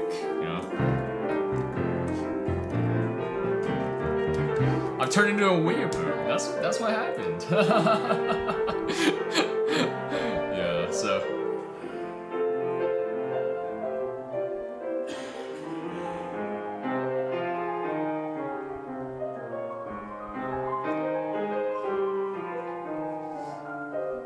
As a 14-year-old, this is very impressive. Well, you have 2 years to get there. No, I'm kidding. I feel like not everyone has to play recitals, right? Recitals feel like they take it's like well, of course, if you win big competitions, you end up playing a winner's recital, right? But they take a very interesting amount of endurance and sort of mindset. Again, like, the reason why I talk a lot about performing on this channel is because I feel like performing requires you to think a certain way. So, turning into an anime fan is the beginning of my training arc. Yeah, so it's like basically, the hometown hero, the kid who grows up, right? And he's the most powerful in his village. Then his village gets like destroyed or something, and he has to do a training arc. I guess this is me still the hometown hero. I don't know what tragedy happened that I now had to enter my training arc, but oh, COVID. There you go. COVID happened. That was a little bit scrambled, but that's okay. Top 10 anime piano battles. Dang, that left hand is just so fluid. I don't know why I had the impression that like as a high schooler, middle schooler, I just played stiff and slow. Top 10 classical betrayals of why becoming me.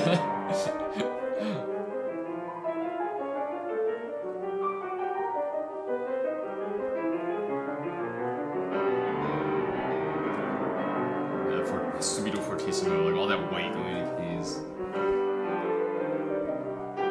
I feel like I relaxed the tempo slightly, but it felt like so gradual that it didn't like really catch my ear.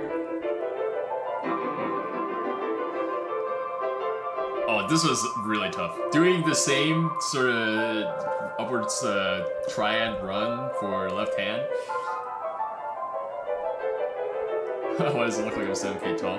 It's because this is taken from a balcony just like 50, 70 feet away, looking down.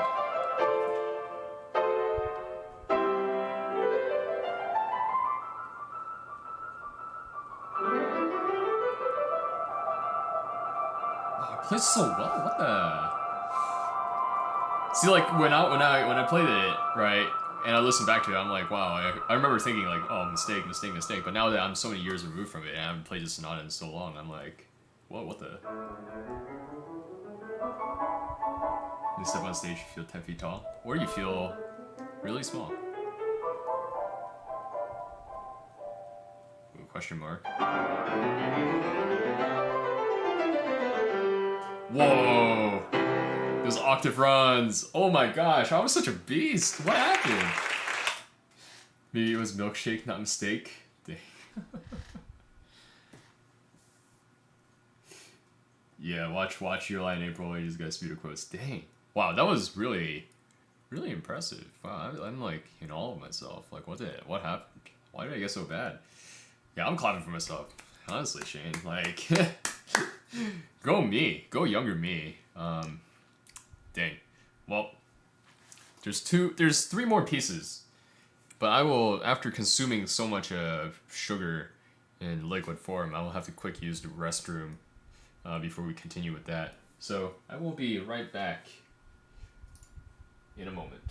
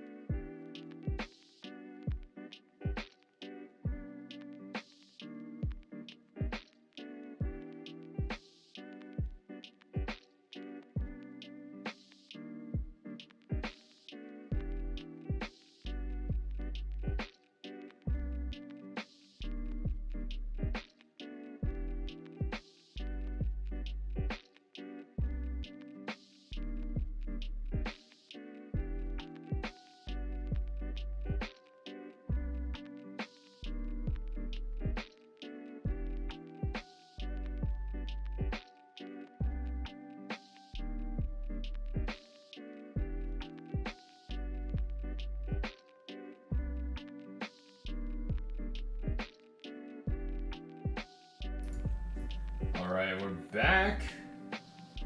Let's get on with it. Next piece. What's next? 2 Brahms Rhapsodies.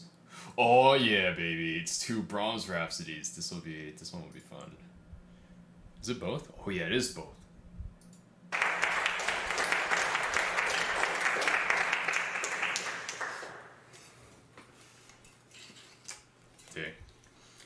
So I learned Rhapsody number 1 like a year after I learned Rhapsody number 2.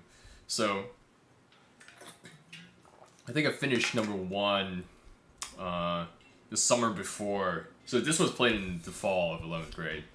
And so I finished Rhapsody number 1 I think the summer before. So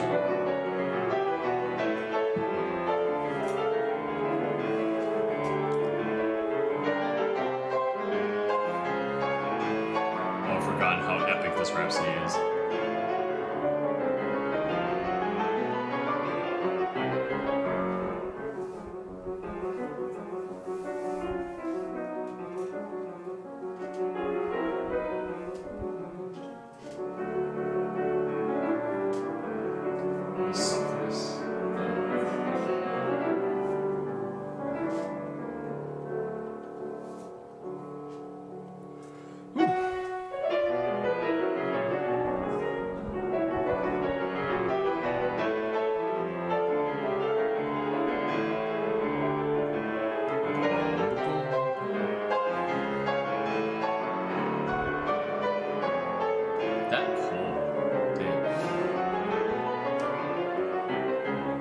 this channel I've played mostly Beethoven and Chopin, but I've played 3 Brahms pieces in my life. These 2 Rhapsodies and the Intermezzo number 2. And honestly, I think they were like surprisingly, I wouldn't say easy technically, because it's hard to compare technical standards right across pieces, but they were like easier to interpret than stuff that previously I remember playing.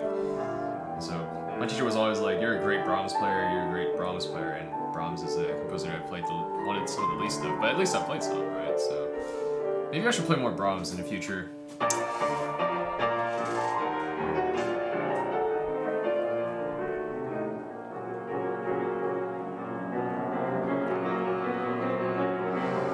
my body language is not quite as expressive as it is nowadays. Oh, we flipped a note, but that's okay.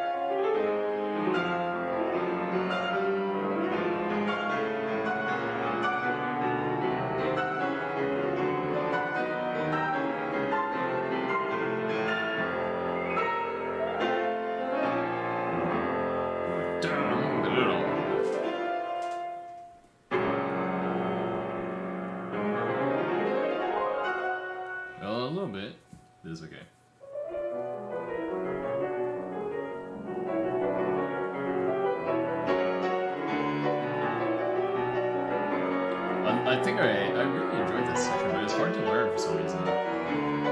Because it's like, you feel like it's a repeat back to the opening, except it's like quiet, and you just subvert it with like this like different like modulation.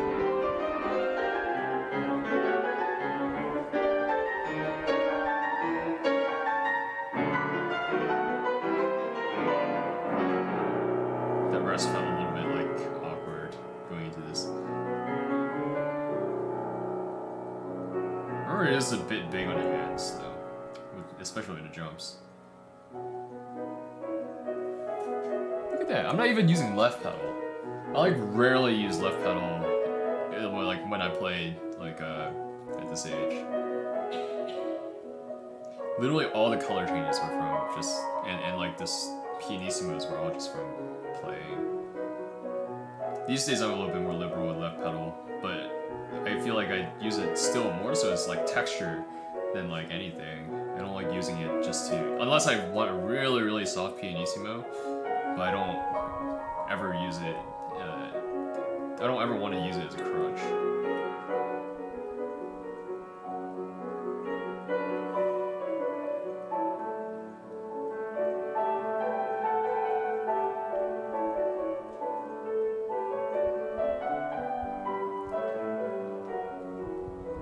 So yeah, wow.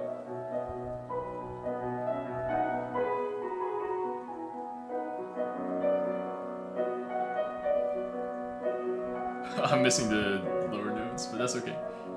So you can't even notice. Take the first ending, nice.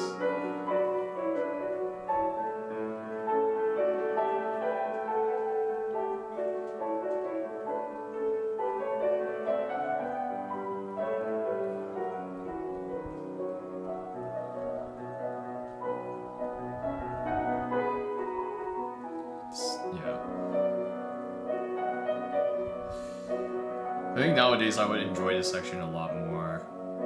Like even back then I enjoyed these slow sections, but like I still prefer the fast ones. But these days I don't prefer the slow sections to the fast ones, but like I love them in a different way.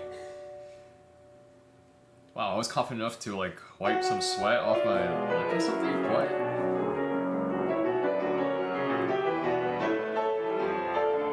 Pretty decent job finding the original tempo too. Yeah.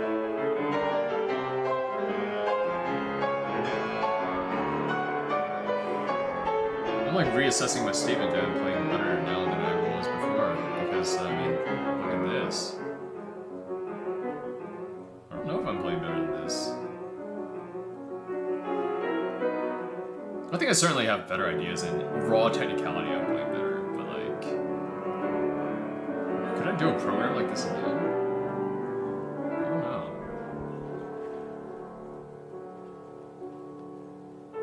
I was on something else back then.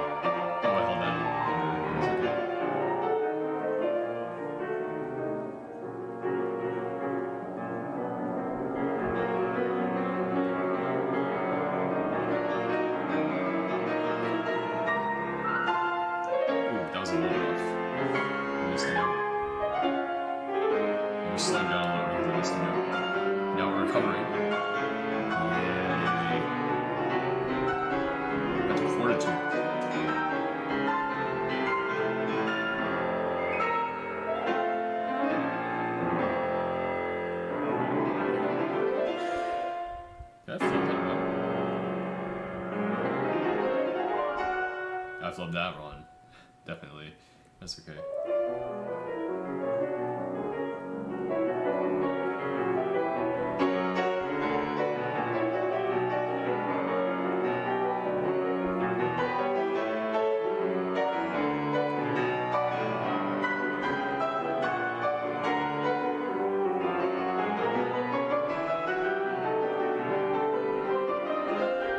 Damn, even those rolls are so cool. What the? I can't even roll like that today. What the? I feel intimidated by myself. I don't know what this says about me.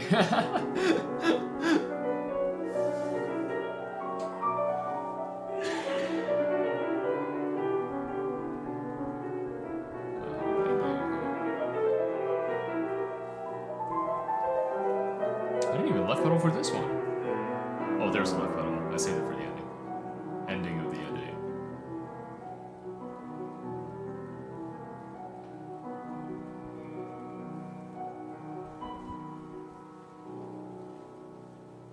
Maybe it's more Richardondo, but wow, that was incredible. Honestly, I'm like intimidated by how well I played.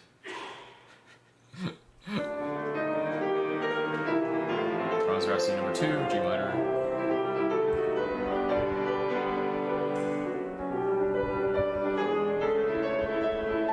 Yes, you can see now it is.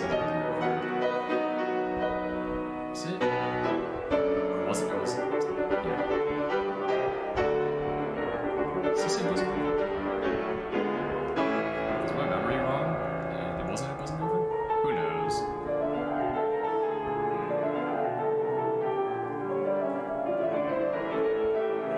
Stop playing so well. I'm literally saying that to myself because I'm like I look at this. I'm like I'm playing nowhere near this like technically perfect today. Like sure, my ideas and like my articulations I feel like are better, but like not like. Oh, there was a. No. I feel like I make more obvious mistakes today, but I play with better musicality overall because I have a better idea of what I'm doing. It's almost like this program helped develop a lot of that, but like watching this is like. I think the cameraman was my piano teacher's husband. Because actually he got his physics PhD in theoretical physics in Germany, Iceland, I forget. But he was also a pianist and chose to go to STEM route, like some of us are, I suppose, instead of sticking with music. But he was, still is, massive music buff, music history buff.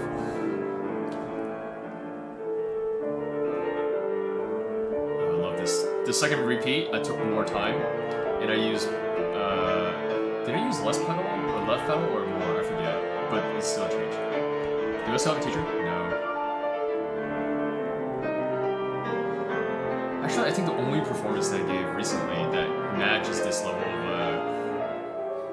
of clarity or technical precision. Again, not confusing technical precision with musicality, but like talking about like missing technical stuff as like a detraction from musicality because that distracts the listener. It's either this game or Tabi no Tutru. No, Tabi no Tutru had one flub in the build-up that was very obvious, but Blad and Watashi no Uso, I think. I mean, like recent recordings of like Liebeslied or Laid and Wrong Note Etude are very messy, to say the least.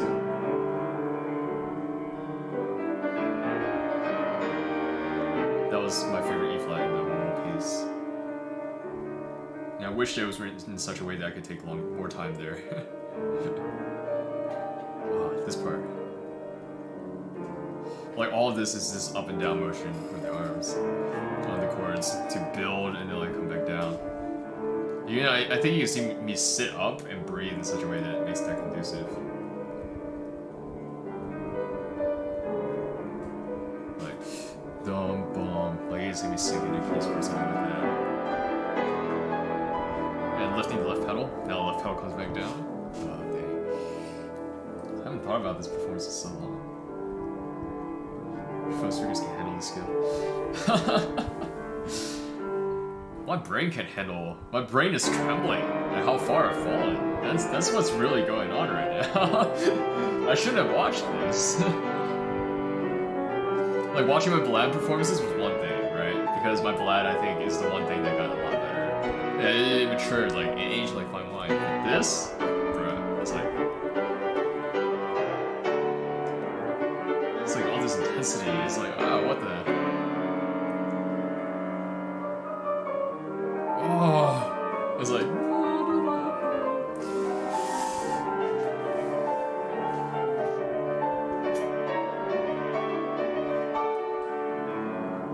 Hello, Markle. How much did I practice for competitions back then? Back then, I practiced like an hour a day.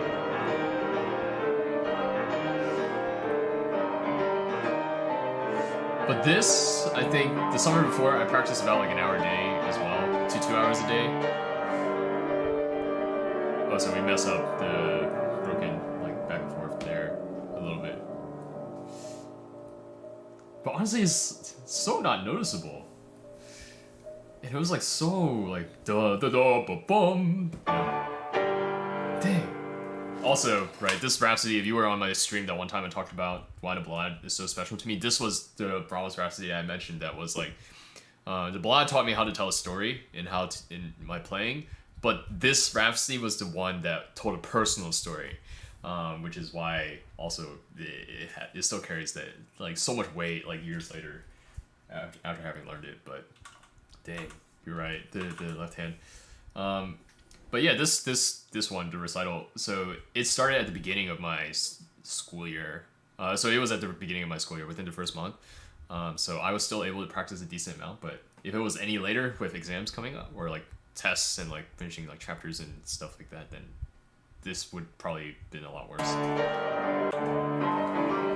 Okay, we messed up the... Wait. This is so beautiful. This build... All the weight. Try playing it now. Wait, hold on. So I forget how it starts. I think I have to start from the beginning. Why is there like this weird paper stuff on my keys? Oh, here we go.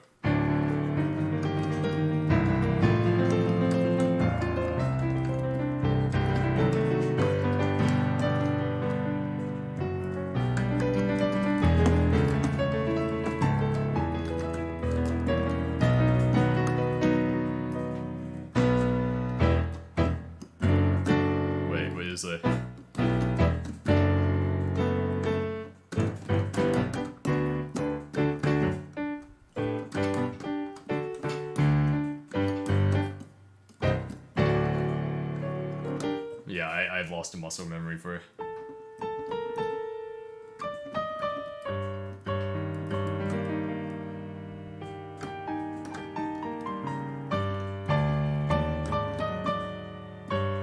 Yeah, I forget. It's been too long. It's been too long since I've last played it. The other one?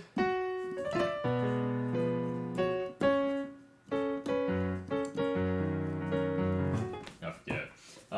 That one sat for not that long in my muscle. Like, if I try to play it again, well, maybe I should play it again. Who knows? But if I just do it by ear, you were only 14. Yeah, I mean.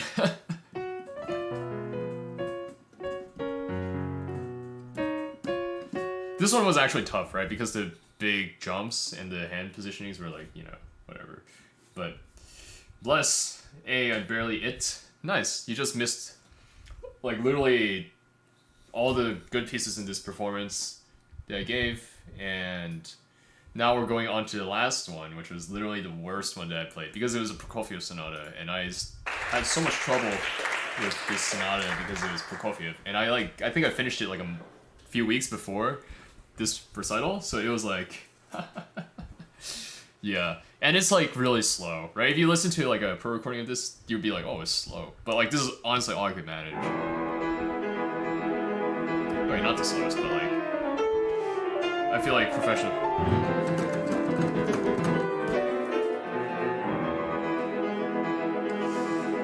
the percussiveness required in playing Prokofiev was something this is like the first time I'd done it. Like never before had I like hammered the keys and it was correct, right?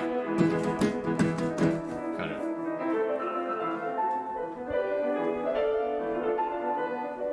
Also, the melody, like the harmonies just don't make sense to my ear. Like, I mean, one, I don't have the music theory to describe it even now, right? But like, it just like sounds weird, like dissonant, and I'm like, bro, it took so much time and effort and to memorize. Like this part here, like these runs, it literally felt like I was memorizing disjunct notes.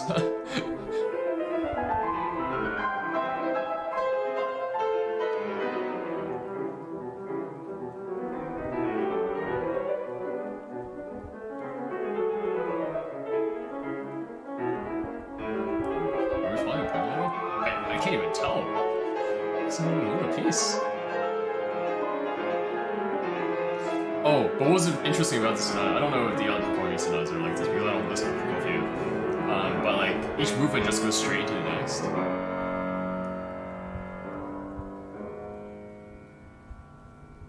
Yeah. Like honestly, this movement, this slow movement, was the easiest one to understand because it was melodic, right? I'm like, oh, there's a melody line, you know? Hard to follow, yeah. The reason why it's hard to listen to and understand. Very true, very true. Oh, I just fidgeted looking for notes.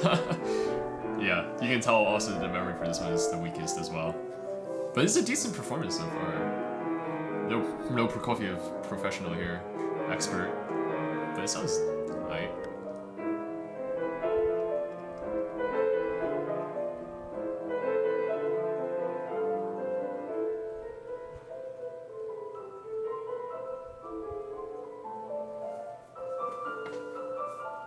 If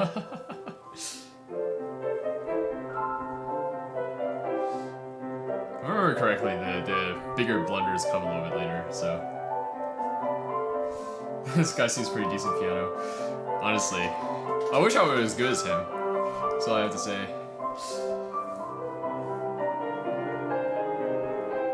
That's true, that's true. Maybe I should collab with this guy. Can I talk about performance mindset? Yeah, sure. I'll talk about performance mindset after this is over. You could also be a little bit more specific with the question too, but I could talk about it very generally or broadly. Like the percussiveness for that, like I don't know.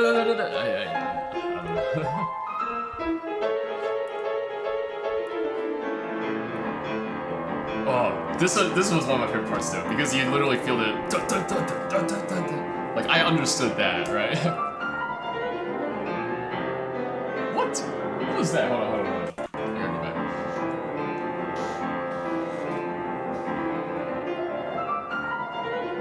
Wait, a little bit off, but that's okay.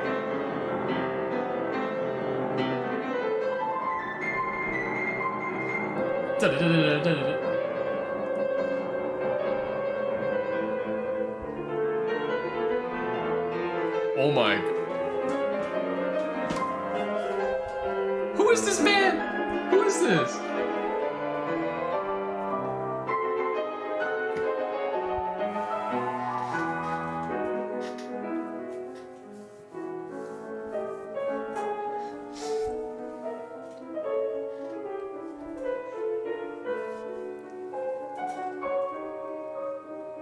You look-y hot. There's always an Asian better than you. Well, I found this small-time Asian kid doesn't have too. I don't know if he's got like a fan base or anything or like a following, but like I hope he grows into a really good pianist because he's got so much potential. Like what the heck?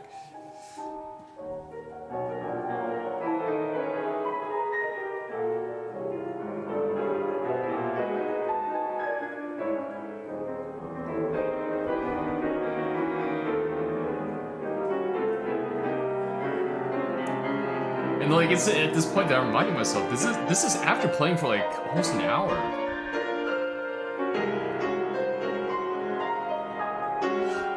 You're the small time YouTuber, yeah.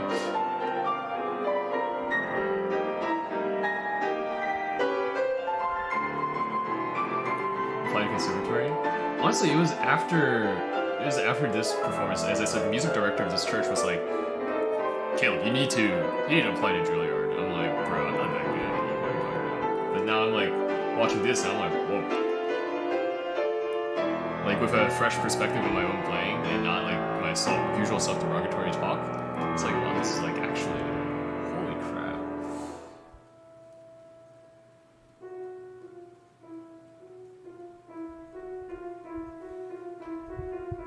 I think I'm searching for notes a little.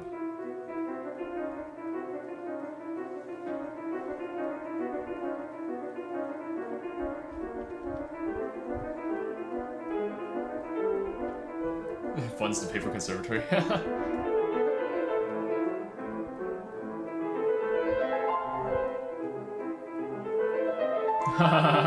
That was really easy. I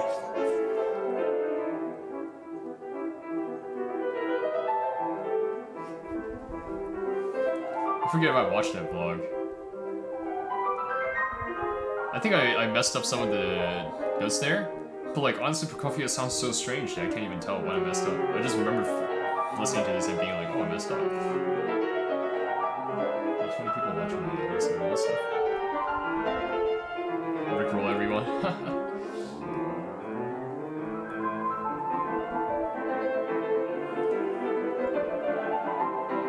Okay, this is a little bit off, but that's fine.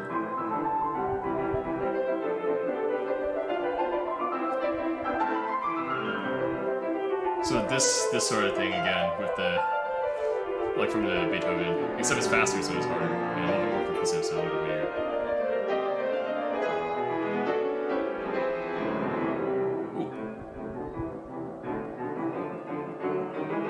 I don't think I hit this presto the way that I wanted to, because I couldn't go that like quite as fast as my step. It was like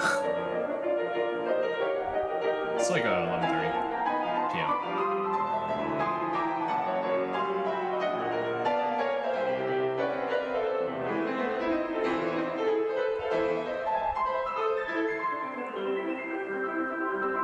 This is like percussive and then like sparkling.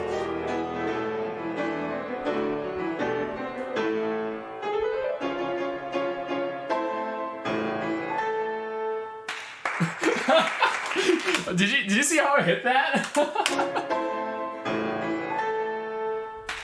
It was like for a split second I was like, wait, I don't remember what the notes were. So it almost looks like I messed up, and I was like, wait, hold on. But I was like, oh, I hit it. We gotta keep going. But oh my gosh. Wait, I want to see myself. See this kid. Oh, video ends. Bows. But wow. Oh my gosh. What? Who is this man? Who is this man? Why is he so good at piano? And why have I never heard of him before? Like honestly, like what the heck? I feel like there's a new kid on the block. I hope he becomes big someday. Honestly. Like I hope it I hope he goes somewhere with his piano, because it would be a shame if he gave up. I barely remember what happened in the rest of the piece. Yeah, that's fine. I only remember because I remember the feeling of playing it. I don't literally. If I sat down with the piece today, I would be sight reading it fresh. That's how unintuitive it is to me. Play backwards and move it. The finger. Yeah, it would be a shame. It would be a shame if you started playing anime songs instead of, classical like this. But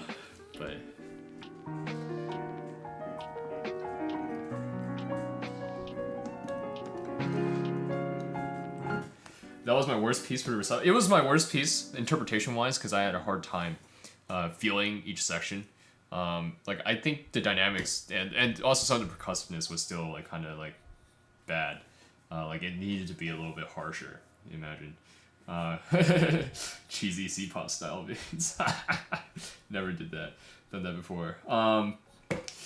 But it was also, I think, technically the worst. I remember, so again, I don't remember how the piece goes, but I remember listening back to it, and or immediately after, I was like, that was the worst piece. I remember listening back to it, and I was like, that's the piece I made the most mistakes in. And then Vladimir Stupel, right, the guy who's my teacher, the concert pianist and the slash conductor in Germany, who is my piano teacher's son-in-law, also listened to it. And his response was the Prokofiev was slow. Of course, he plays very, very quickly, right? He's insanely virtuosic, but he also liked the Prokofiev the least. So, anyways. Have I watched Quintuplets? Nah, I have not. But, oh yes. Eddie, was it you, Eddie? You asked about performance mentality. I can talk a little bit about performance mentality. Performance mentality. So honestly, I feel like I've gotten worse at it, obviously, because I can't, with the way that I feel like I'm pushing out pieces now and like the lack of practice, like and stuff like that, practice performing, right? To be clear, I don't think that I have a strong of a mentality for performance anymore either. But I think first and foremost, performances. I'll start off with this quote, or a rough paraphrase that my violin teacher gave me. Juilliard grad. I bring her up a lot. Juilliard grad was practicing literally like compulsively, not compulsively, but like of her own volition, like 10 hours a day when she was like 6 years old because she loved the violin. Like crazy, like actually crazy. But I asked her before I went and competed with Beethoven's third piano concerto. So,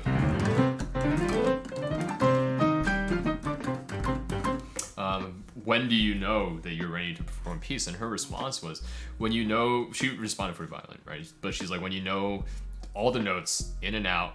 When you close your eyes at night and when you go to sleep, you know the exact fingerings that you're using for each and every single note, and you're becoming sick and tired of the piece and you don't want to play it anymore because you just know it that well and you hear it all the time in your head and yada yada. I'm like, bro, I've never learned a piece to that point before. But I think the point that she was making is not that, okay, you got to beat all your pieces to death or you need to spend years and years on everything that you play, but it's like you need to be incredibly familiar with the piece that you're playing. And so I think performance mentality starts off with that sort of like how to say familiarity and confidence in your understanding of the piece, right? And then from there, when you go on to performance, the thing that I think is most important, right? So musicality is something that we work on while practicing. You want to work on your phrasing, you want to work on your dynamics, and these things should almost be like should be second nature by the time you perform, I think.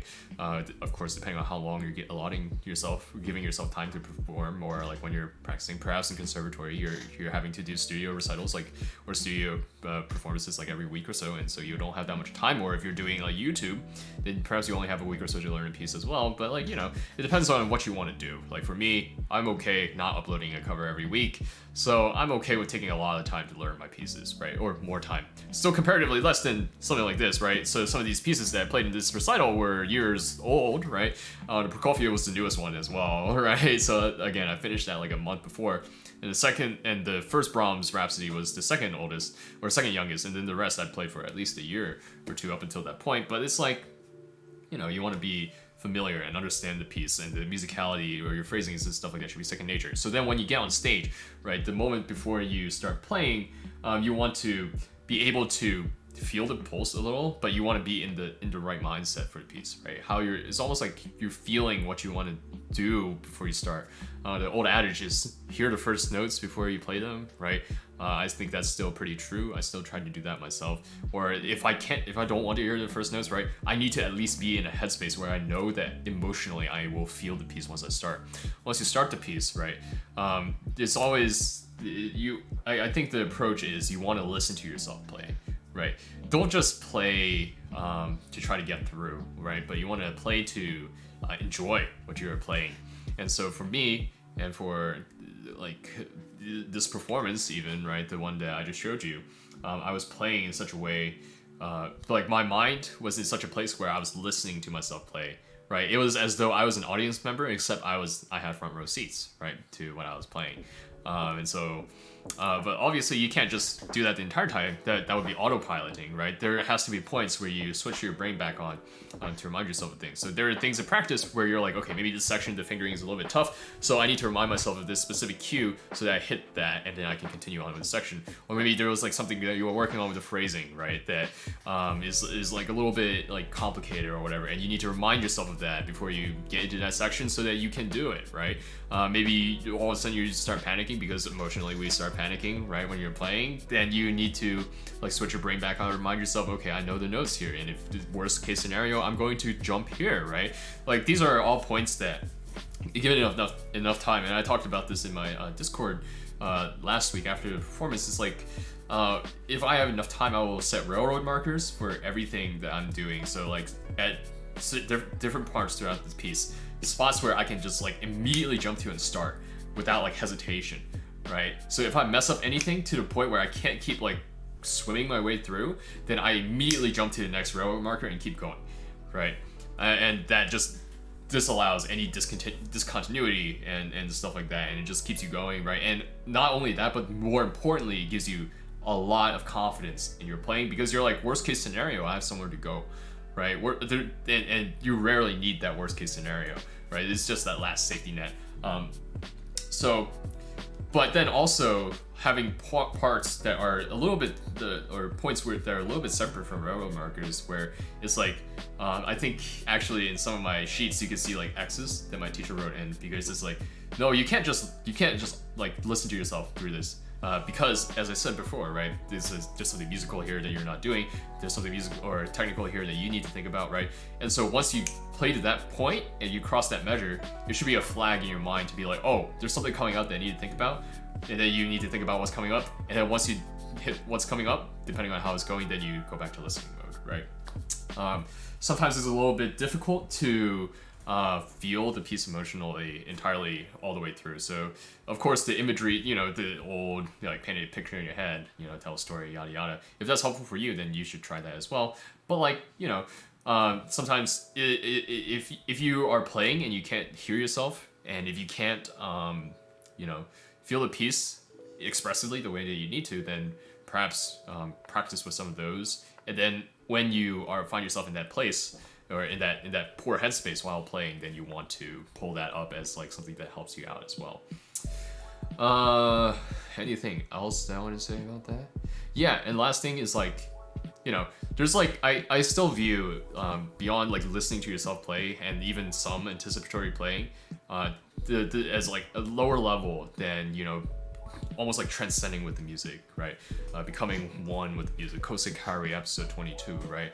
Where it's like, you're not even, it's like the zone, right? For athletes, it's the zone. Perhaps like you listening to yourself play the whole way through is like the zone, the beginning of the zone, but you're really in the zone when you're not even like listening to yourself play. You just know what you're doing, right? It's like you just intuitively know what you're doing, and you're not thinking about what you're doing, and you're doing what you want to do, right? Like executing it. So that's a space that I've only ever been in like once or twice in my life, and that was, as I said,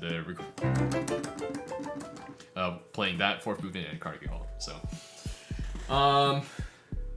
yeah, let me rechat because I was kind of disregarding that. It's like Kosei playing at school in the middle of class. Yeah, free time to practice as much as you want. My covers are so great, don't worry about it. I hope so. We have another cover coming out on Monday, so y'all should check that one out. But honestly, I recorded it in March, and it was another tough one. Simply because it was almost like a Prokofiev, I just didn't understand it.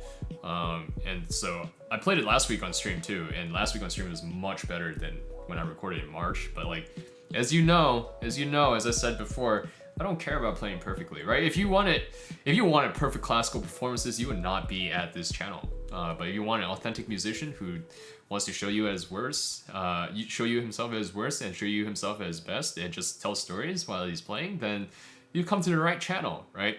I hope that I have enough ethos with you guys, that I've demonstrated that I am perhaps like decently good at the piano, or it was at one point in my life, so that I'm not speaking complete BS. But like, it is what it is. But Monday's upload will be a little bit interesting, right? Because I feel like the stream is so much better. But anyways, hello John, thanks for stopping by. You wish you could. I recital today and read an article that said to leave fingerings and stuff to subconscious, so I started thinking about chess and performance, so I didn't actively think about moving your fingers. Yeah, so I think, for me, when I think about just letting the muscle memory take over, that's essentially what I would call it, right? I only do that when I am panicking, right? when I'm coming up on a spot, and this is something that I talked about on my Discord as well. When I'm coming up on a spot where all of a sudden my brain starts freezing and second guessing everything, right? And I just blank on the next notes, then my immediate response is think about something completely random, unrelated to what I'm doing, and just trust my muscle memory that it'll work out. I don't think this sort of thing works for the entirety of a performance because you need to think about actual things, right?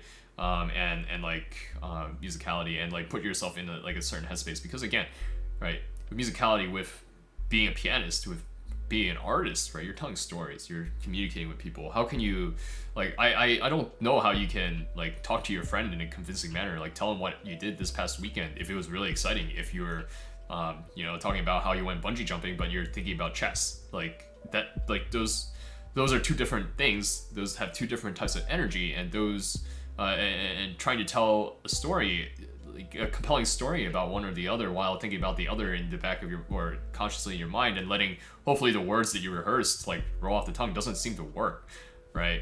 And so the same for piano. Sometimes, like, if you forget things, yeah, and this is where the analogy falls apart, right? When you forget things, sure, use the muscle memory, sure, use the distract yourself sort of technique. But then once you restabilized, right? Once you've recentered yourself, then you gotta come back to it. So, yeah. But when you come out of the zone, it's stressful because you realize, okay. That is true. Actually, my violin teacher was the first one to really describe it to me this way. She was like, Caleb, it's like, have you, what did she say? She used so she's Catholic, right? And so she said, have you ever prayed in tongues before? For people who are religious or Christian or Catholic, they may know this reference, but it's like almost like this. People would describe it as like a zone-ish space, right? If you believe in transcendental, if you're religious, you would say that it's not exactly the zone, right? It's a religious experience, right? And so for me, this never happened to me before, but then she's like, okay, it's like coming off a high, right?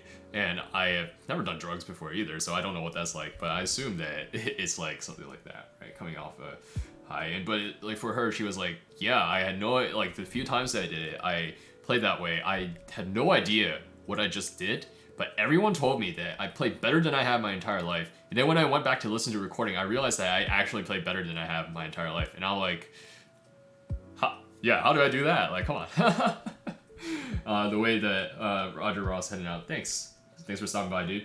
The way my piano teacher put it is that, you're always playing at less than 100%, but every once in a while you get the star moment where you were playing at 100%, right? And those are few and far between, so you gotta treasure those. So, that's what I try to do nowadays too. I'm just fine at piano. I hope so. You like bad musicians? Darn it. I mean, I suppose I'm a bad musician in my own ways, so yeah. No problem, Eddie. Hopefully it helps you with your next recitals and performances and your competitions and stuff like that. It would be amazing if you could do it in command a few times with pieces you know very well. Yeah, it would be pretty amazing. It's interesting. I don't know, like getting into flow states and like into the zone, right? That's a psychological thing to think about, perhaps, or a field of study that's underway. I think there are studies on it, right? But even for an athlete to get into something like that is very tough. So. Yeah, but wow, it's almost 11:45 for me. Do we want to watch more of my old pieces? I feel like if I keep like chugging through my old performances, I'm gonna run out of performances. But honestly, that was like the best recital that I played. So the one that I played the week prior was the same program, but it just wasn't as good. But it was also like almost like the warm-up round, right? Just to get used to performing. So again, like something interesting about performing full-on recital is that your concentration and focus inevitably dips throughout pieces, and the way you practice then adjusts for that, right? So like you practice it a little bit more so that you can autopilot a little bit stronger, right? A little bit more. So the week before when I performed it the first time, right? So you can always play in practice, right? You can play through the whole program in practice, but it's not quite the same as playing through like live, right, for an audience. And so the week before, that's when I figured out all my focus, like when my focus would drop within pieces, because it's pretty consistent, right? And then that's why this performance turned out so well. And of course, my first recital was really, really bad, where I got through, but it was like literally playing just to get through. And then my last recital was like okay. It You could tell that I had checked out for like a good chunk of the year because I was a senior and I was ready to take a break from piano. But you could tell that also, you know, I tried a little bit for some of them. So, you know, give and take. But content? All right, John, you have spoken and you are the true mod. So let's go find another piece.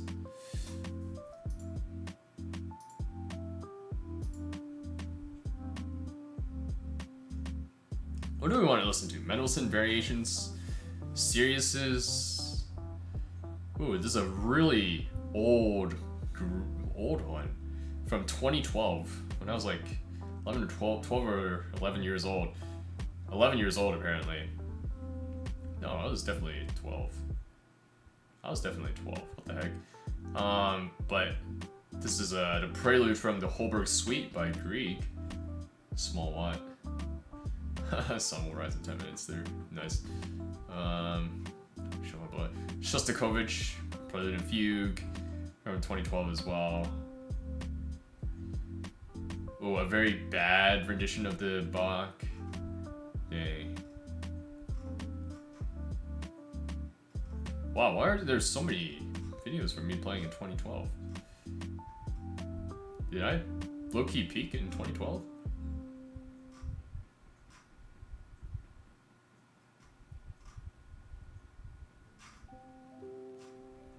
Alright, well, I guess we'll just watch this one then. If you guys... Okay, we'll watch the Grieg. Just because this is the only Grieg that I've ever played in my life. So...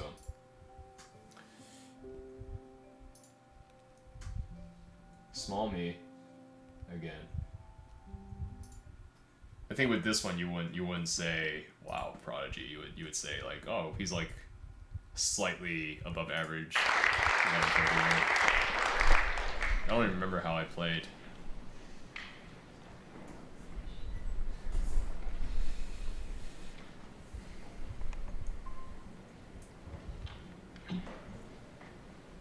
The bench is way too low. Oh my gosh.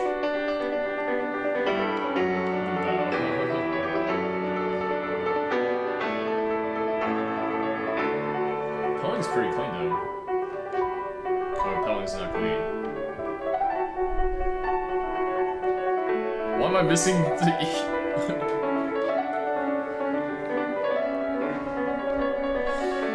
Also, I mean, the camcorder recording is just like kind of but that's okay.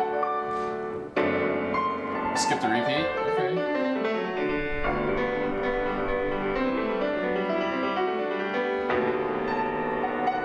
Sounds a little bit lethargic.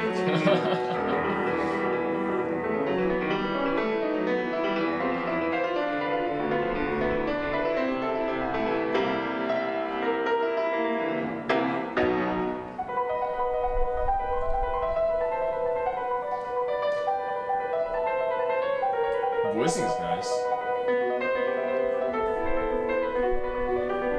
But I feel like I'm moving the bar line.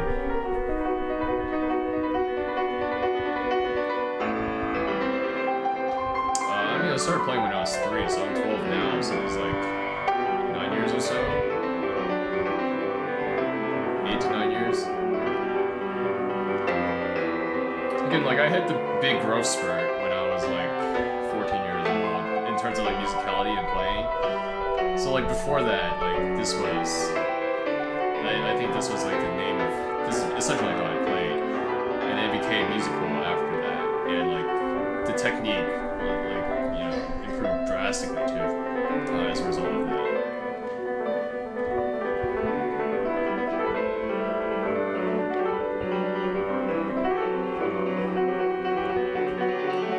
That trill.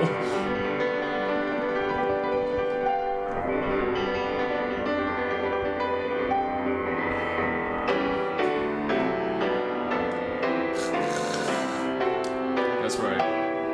Hit those chords, man.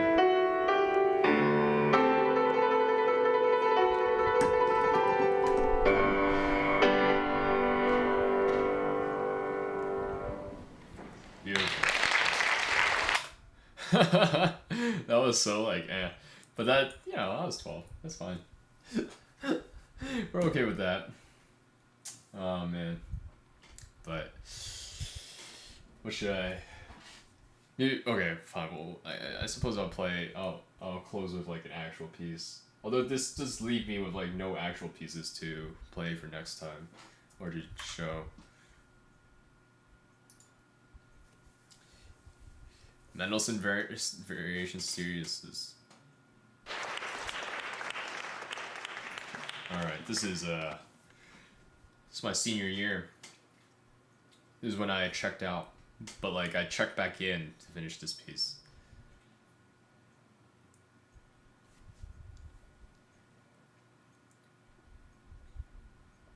I have to perform more so I can analyze myself. I suppose so. What do you guys want to do next week? Rewatch last week's stream?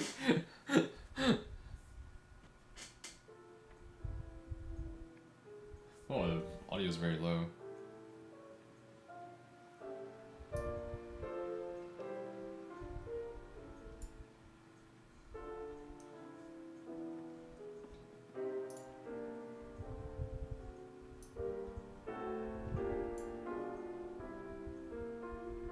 Analyze my analysis of my own play.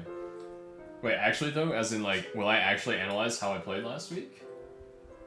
We already had the Discord masterclass in last week's stream. That is true, but like that was like first impressions. So I went back and listened to the whole thing twice, and I have different thoughts now.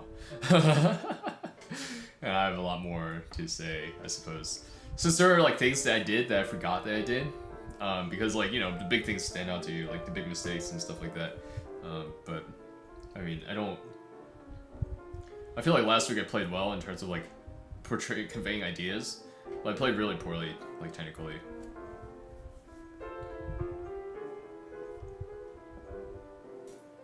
It's just a bit low.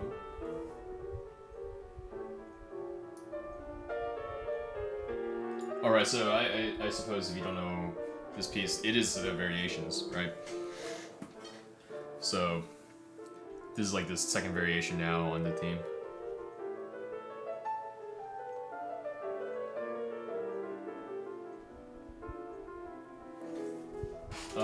I don't want to adjust the volume yet until we get to something forte, because it might change drastically. But I suppose we'll crank it slightly.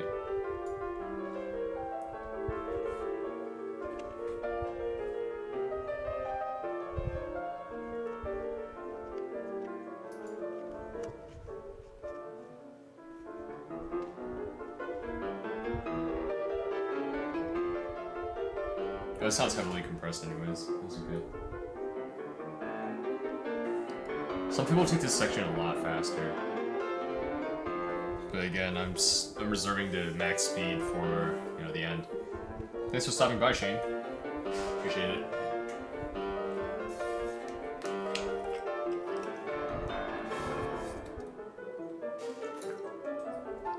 Some people speed up on this variation as well, even though there's no tempo marking telling you to speed up. So I kept it exactly the same as it was written.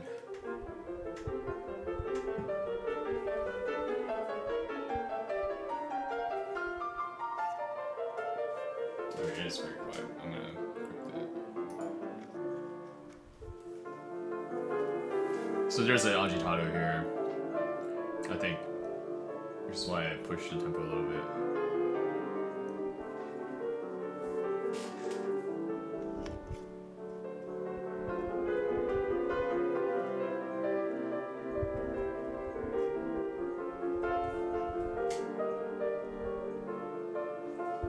Sheet music is perfectly weird, but new servants. Perhaps. Oh,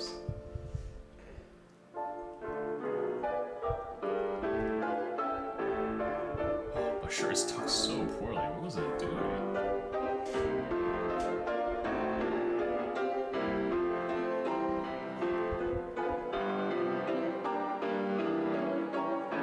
Oh, that's nice. And we're about to pick it up.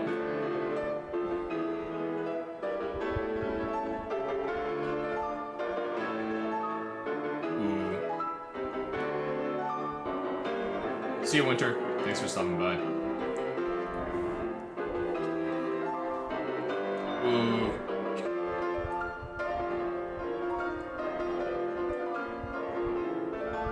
Ooh. This section here is vivace, but it's not played in their traditional vivace because at the end there's a prestissimo, and so if I played this actual vivace, then the prestissimo wouldn't actually be prestissimo. So this is another example of Watt playing something slower that is conventional and doing different things to hopefully compensate for that.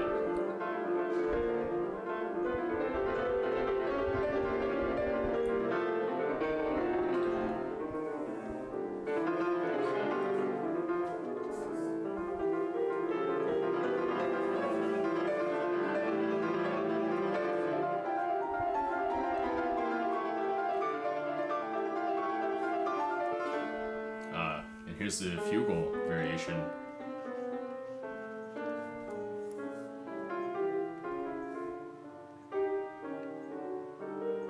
You can feel it get a little bit more like like I played it. Sure, there was like pedal and stuff like that, but it feels a little bit more baroque.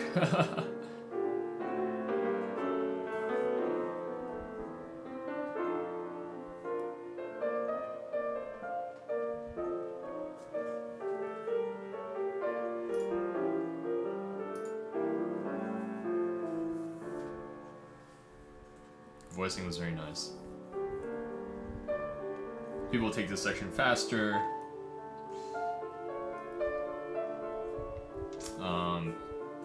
But much like the ballades Menemoso, I take it much slower. In fact, I even dropped the tempo when there's no tempo marking telling me to drop the tempo.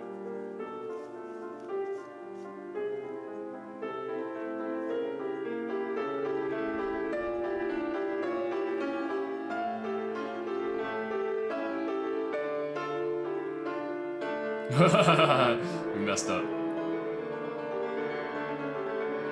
So this is a tempo 1. So as I was dum bum bum bum, I was listening in my head for the opening again.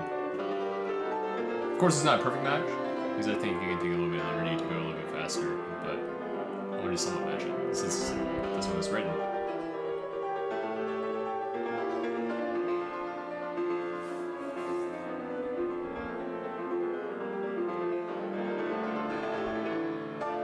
Ooh, messed up.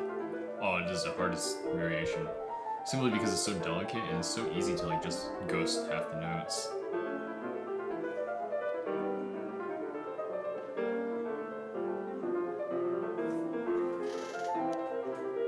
Oh, this is pretty solid, what the heck?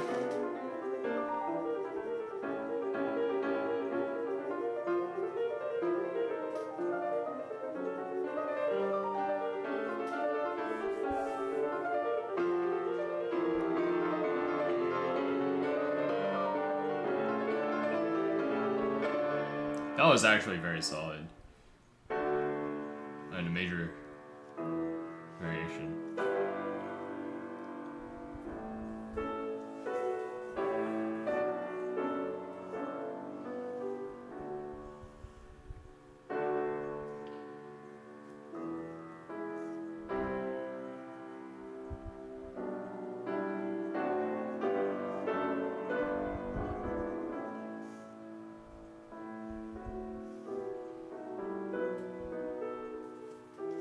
Oh, I ghosted a note? That's okay.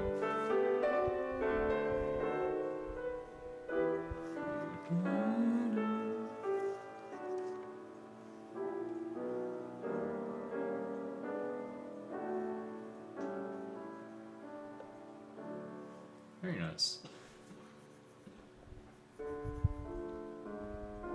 There's a, I think, I forget whether it's agitato or accelerato written here.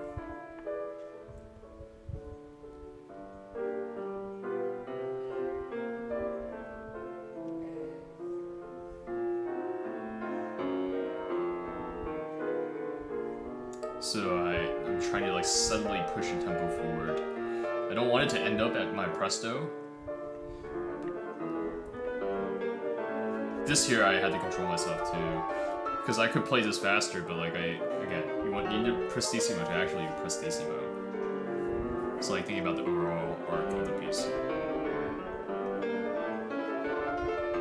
And at the time, unlike now, I feel like these days I can play a lot faster and still have it be clean and controlled. Whereas before, back then, like playing it at higher tempi, it had a tendency to sometimes get messy. Not like messy as in like missing notes or smeary, but like scrambly. Not actually familiar with very much Mendelssohn. This is the only Mendelssohn that I've ever played. My brother played a lot more Mendelssohn, so I was more familiar with Mendelssohn scherzos and like stuff like that. Simply because I would hear him play it, you know, like every day.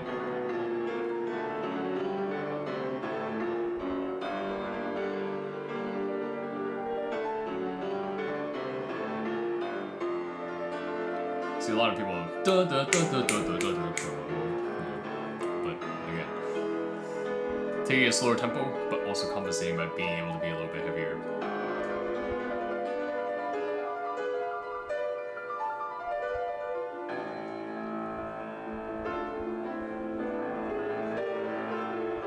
Oh, the D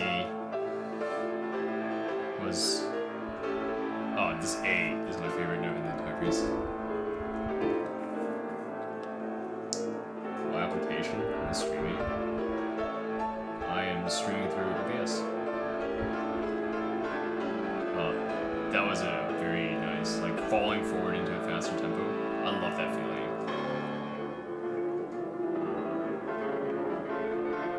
Mr. Prestissimo.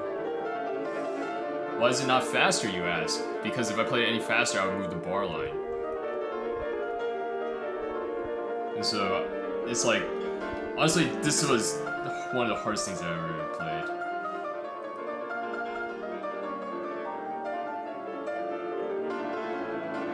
It's easy, it's, how do I say it? It's not easy to have to do like the alternating. But when the melody is on the on beats, it's like significantly easier because you just line up the on beats with the melody. But for this, the melody is on the off beat, and so if I played too quickly and wasn't able to feel the pulse, then the becomes, which is incorrect. So, no, arm going up and down. Yeah.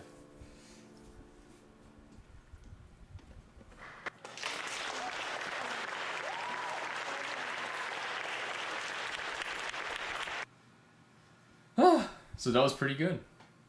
That was pretty decent. Let's see. Going back to this. That was a very nice performance, I suppose. I do wish that I don't know if I had grinded harder back then, I could have played it faster, like those parts that I needed. I spent like the time that I spent practicing, a lot of it went towards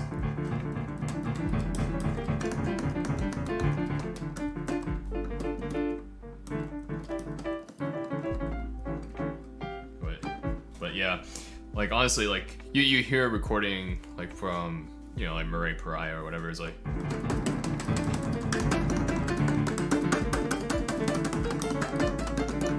right, and like the bar line never moves. It's just always like very consistent. The strong beats are always on, and you get that syncopated feel, right, until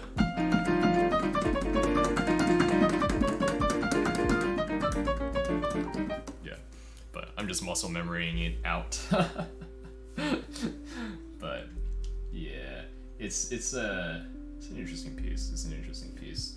I don't know if I'll be picking it back up this summer, just because I want to get a good recording of it because I can.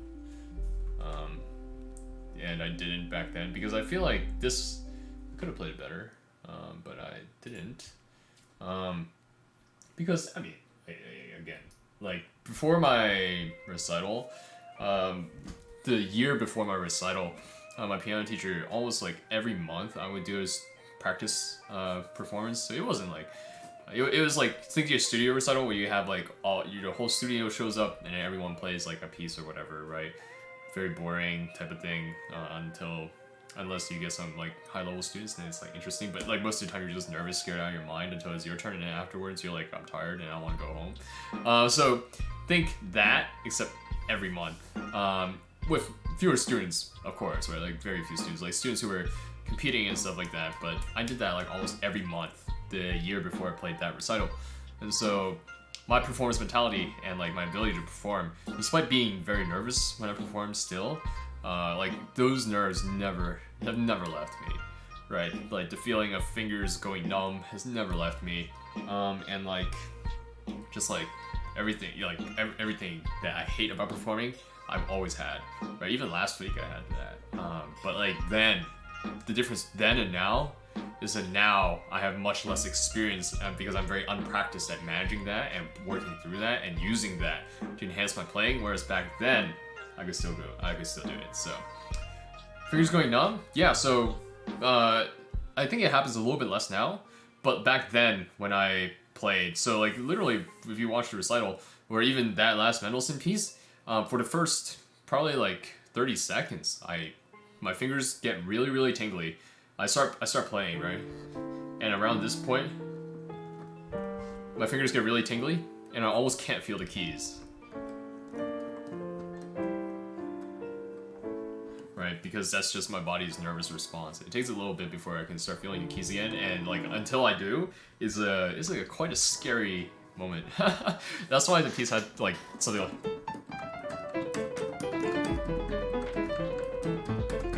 had to be so comfortable. Or one of the reasons why, right? It's also to ease you in general. Different people have different responses, right? Or feel different things, or are nervous in different ways before performing. But that was how it would manifest for me. So, yeah. Anyways, this has been a fun stream. So people start trickling in towards the end. That's good.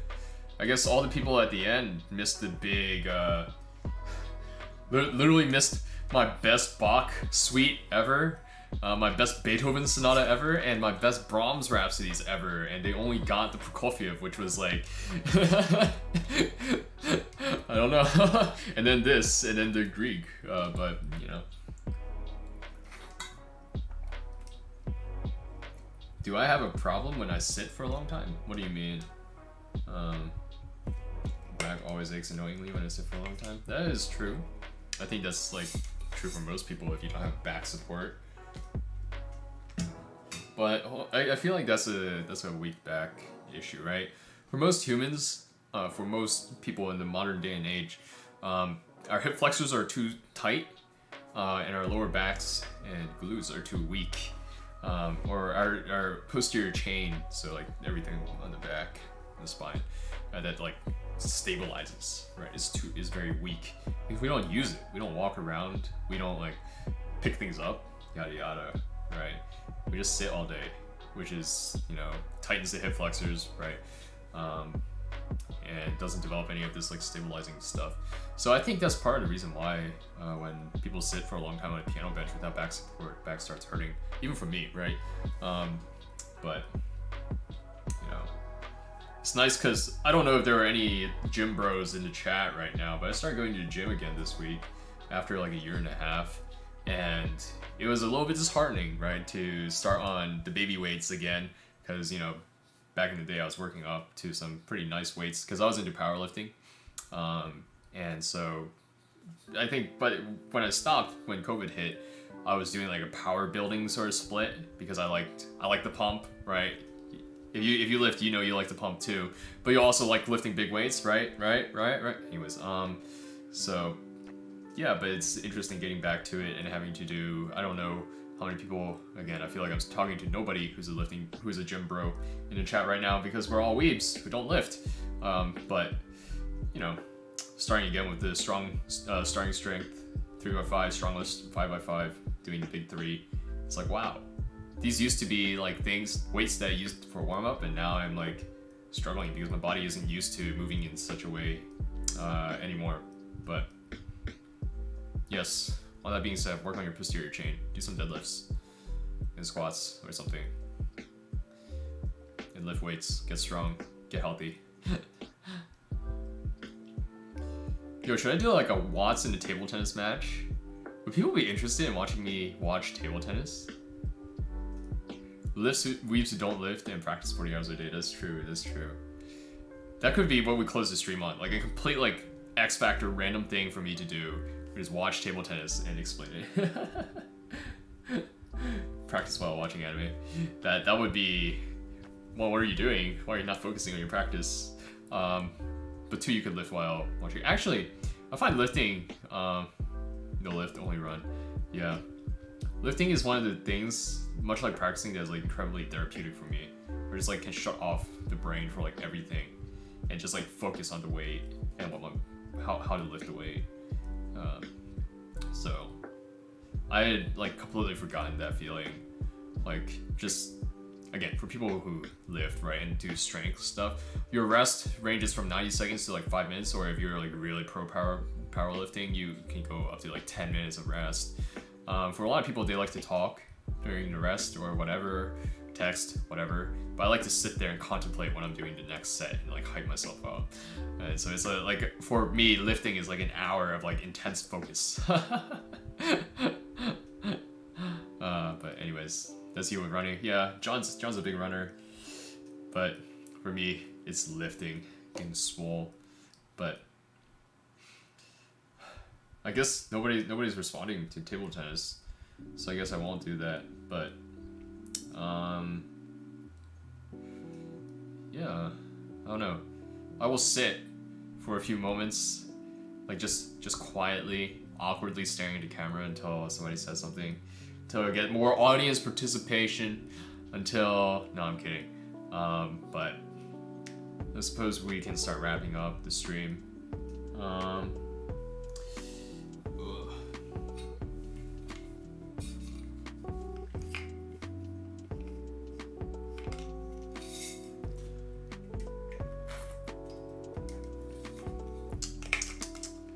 But anyways, so of course everybody, as usual, thank you so much for stopping by and hanging out with me for however long you did. I really appreciate that. I'd like to remind you that we do have a donation goal. Tiny table tennis is just tiny real tennis. Well, that's a hot take. Is that like a is that like a incendiary statement to get me to watch table tennis? I don't know, Pure Water, but you seem like the only person who'd be interested in inciting me like that. But anyways, tennis for small people. I suppose something clever wants to incite me as well. But anyways, I would like to remind everyone that we do have a donation goal, super chat goal, to be precise. Although if you tip or donate in some other way, I will add it to the counter. It just doesn't update automatically if you don't super chat. But at $500, I will be doing an Unravel tier list. So if you want to submit Unravel videos or find Unravel videos for me when that happens, you need to join my Discord server, and I will take however long it takes to make a tier list of however many Unravel videos there are. So yeah, I think you said that something clever. I knew you were a CDX5, but yeah. Table tennis is just giants playing tell tennis. Tall tennis. Is that why they're all Chinese? No, I'm kidding. But table tennis is quite interesting. I don't know. I like thinking about, table tennis. There's like a very interesting element of strategy. I played tennis for like a year. Table tennis is what really stuck though. Giants playing real tennis. Yeah. But anyways, hopefully sometime in the next week or so, I'll get the doppelganger to stream. Oh, I had a question for everyone, and perhaps I will make a poll on YouTube soon. I was thinking of two things, right? I think I was thinking of a few video ideas. I don't know if you guys would be interested in that, but I would need audience participation. So you look at me right now. So join my Discord. first off, I was thinking of doing either streams or video series featuring smaller anime pianists or classical pianists that are relatively unknown, because there are a lot of people who are really good at piano who don't have that much recognition, and so I want to be, 10,000 subs is not the biggest thing in the world, and a lot of people don't even keep watching my videos beyond, the Animen's reviews, but that's okay, right? I would like to use at least on my platform to help highlight those people. Maybe videos would be a little bit unwieldy because I don't know how I make a video on that, because I don't want to make watts in a performance for like everything that I see. But streams watching like these people to just showcase what they can do, I think would be nice and helpful for them. So if you think that that's a good idea, you should let me know in chat, or I will probably make a poll for that later. And if you want to get involved in something like that, you should join my Discord server so you can submit channels and videos and stuff like that. So it's the first thing. That's the first video idea, and that requires audience participation. The second idea. I know a lot of people are trying to learn the ballad. A lot of people are trying to learn the ballad, and a lot of people want to play it well. And so I think what I want to do is a live stream where it's a ballad masterclass, where I take two people, right? Here's the catch, right? You have to be comfortable playing someone live, right? And it would be on Discord. So two people, like legitimate masterclass, right? Like at the very least, I want video of your hands and stuff like that, and I will teach the ballad. I won't. So if you want to be a part of it, you should join my Discord again, right? I haven't set a date for this yet, but sometime in the next month or so. But also, what I would ask is that if you want to participate, right? Unfortunately, I would like to set a requirement of having the ballad memorized and like well worked, right, or decently worked. So like if you are still perhaps like you don't have the coda, like you're still working on this at this tempo, or like you haven't developed musicality for like each section yet, then I think the masterclass won't be helpful for you, right? Because the purpose of masterclass is to give you different ideas for musicality. Like I'm not your teacher telling you like, right? I'm just here to help you perhaps develop some ideas. So if you're still working on things, then I think this masterclass will hopefully still be beneficial for you, right? Just because it'll give you ideas to work towards. But if you so please don't feel bad if you don't have the notes down, or like ideas, or like the basic dynamics or whatever and phrasings to sign up for this. But if you want to participate, then you should join my Discord, and I will have more details for that coming out. But third thing is I was thinking of doing this either July 3rd or like the week before we make that next week. So maybe after, and then taking a break from streaming for 1 week, sometime around that too. So the reason why I say July 3rd is that it's the day before 4th of July, which is a big holiday in the US. And so I was wondering if people are traveling, and if I streamed on the 3rd, whether or not people would actually make it or join me for that. So I don't want to put like the ballad stream or something on the 3rd and then nobody shows up, right? Or all my American friends don't show up, and not that it's a bad thing for only like everyone else except for the States, right? But like I do recognize that a large portion of my fair portion of my audience is from the States, so I wanted to float that question out to you guys, and I will also make a poll for that later, just to help me with some logistics and planning. So which uni do I go to? I go to one in Philadelphia, so take your pick.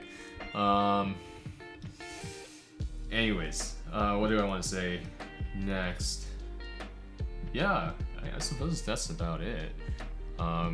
Those are some ideas. And if you want to get involved with anything, if you're in the chat right now and you're not in the Discord and you want to get involved in anything, join the Discord.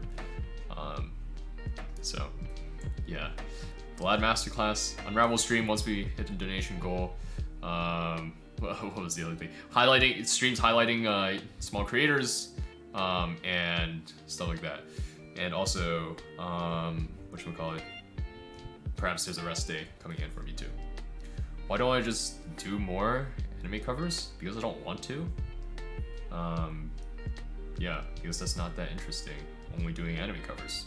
Why don't you do more anime covers? Come on. You can't just ask me those questions. You need to take responsibility for them too. No, I'm kidding. But anyways, miss any queries? Think classical demo songs cover video. Join the Discord. I'll make a channel for it. But anyways, everybody, since we don't want to watch table tennis together, we will not watch table tennis together. And I will instead eat on out because I am a little bit tired because I spent a lot of time filming today. So I'll see you perhaps Monday for my video premiere. And I will perhaps see you next week. I don't know what I'm doing next week. I don't know if I'm doing another chill stream. I do have a drawing stream coming up at some point where I'm learning to draw because I can't draw. Or if I'm just having a doppelganger stream. But if it's anything that's not music related, it will be unlisted, unarchived. So you will not be able to get access to it unless, I suppose, you're either a YouTube member or a Patreon. So you should not miss that if that's the case, but I will let you know. It might be a masterclass, WattKeys masterclass, or it might be the Chopin Ballade masterclass. You don't know, but if it is the Ballade masterclass, I will let you know by Wednesday via community post, and I will have that stream set up by Thursday, Friday, right, so that you don't miss it. So, anyways, hopefully I will see all you guys soon. My people, thank you for sticking with me through the stream. I hope it was entertaining listening to a young Watt play piano, and yeah, I intimidated myself listening to myself play piano. And I will catch you guys next time. Yeet.